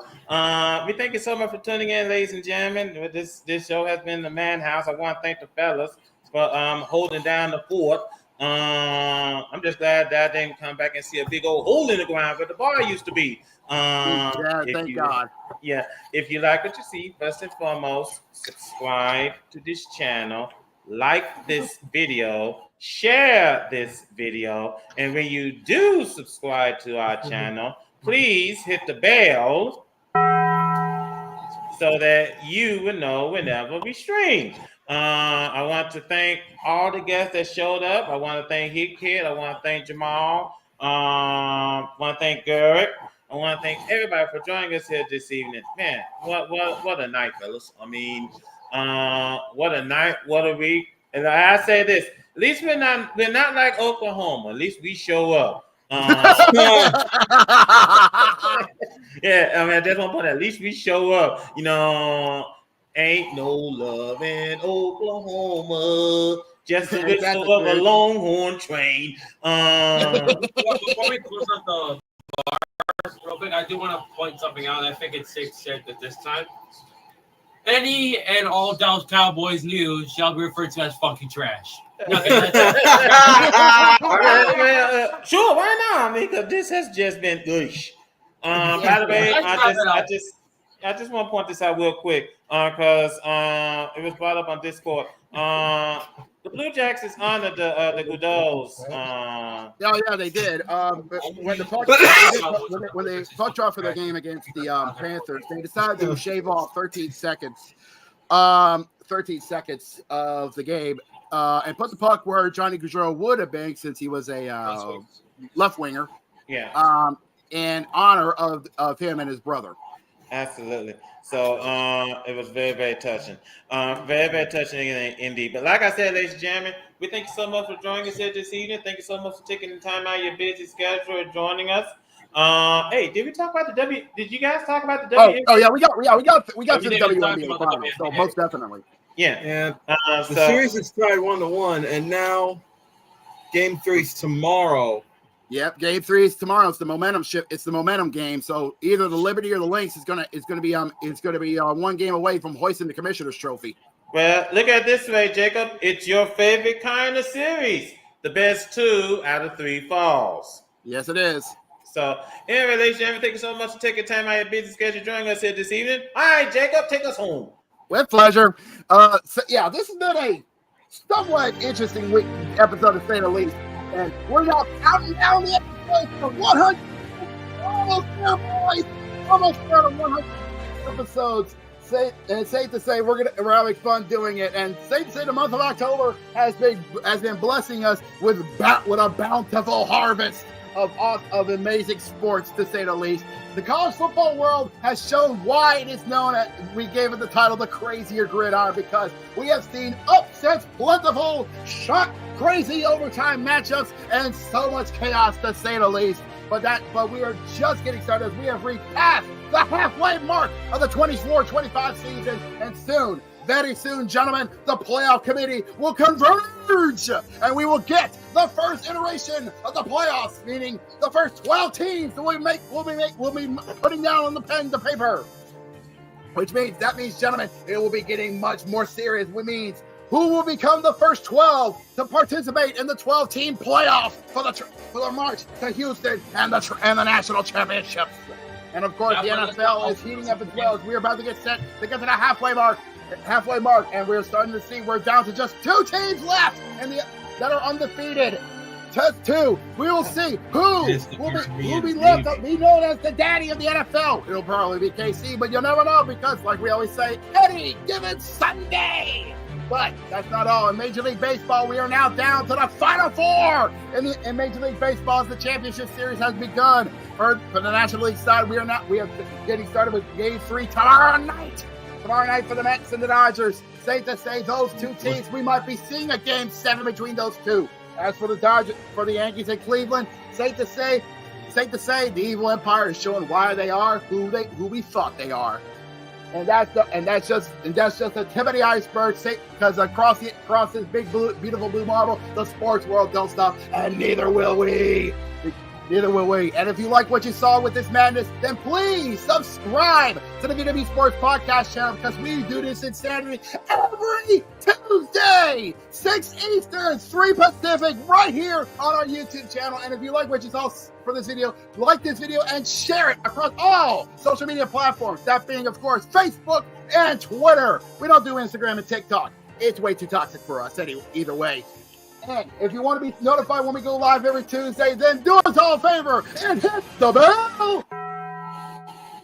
And you'll be notified when we go live. And if you want to chat with us here, then please do us all a favor. Chat us here in the live chat. We like to listen to you guys. We want to know what questions you want to ask us about, what sports you want to know, what topics you want to talk about, what's going on in the sports world. Because, like we told you, this is a bar. This is by fans, by sports fans, for sports fans, talking about nothing but sports. But until then, we gotta shut down the lights for this week. Because for episode 147, Sun tells me we're going to see who's going to be going for the big dance in the Fall Classic. And of course, who's going to be getting ready to see who's going to be the heavy favorites heading into the college football playoffs, because the playoff is about to be converging very soon. And then of course, the NBA is about to open its curtains for their upcoming season. Let's see who's going to help try to take down the mighty empire that is the Boston Celtics. And of course, the NHL is just kicked off their season. We're going to see a lot more fights, a lot more OTs, and a lot more craziness, to say the least, on the ice. But until then, we need to shut that. We need to go rest up. For my boy C. Carter, for my man BC, and our boy Jose, we thank you. This is the JB. We thank you so much for tuning in. And we will see you guys next week for episode 147 of the VWU Sports Podcast. Until then, crowns up, drinks down, and see you guys next week.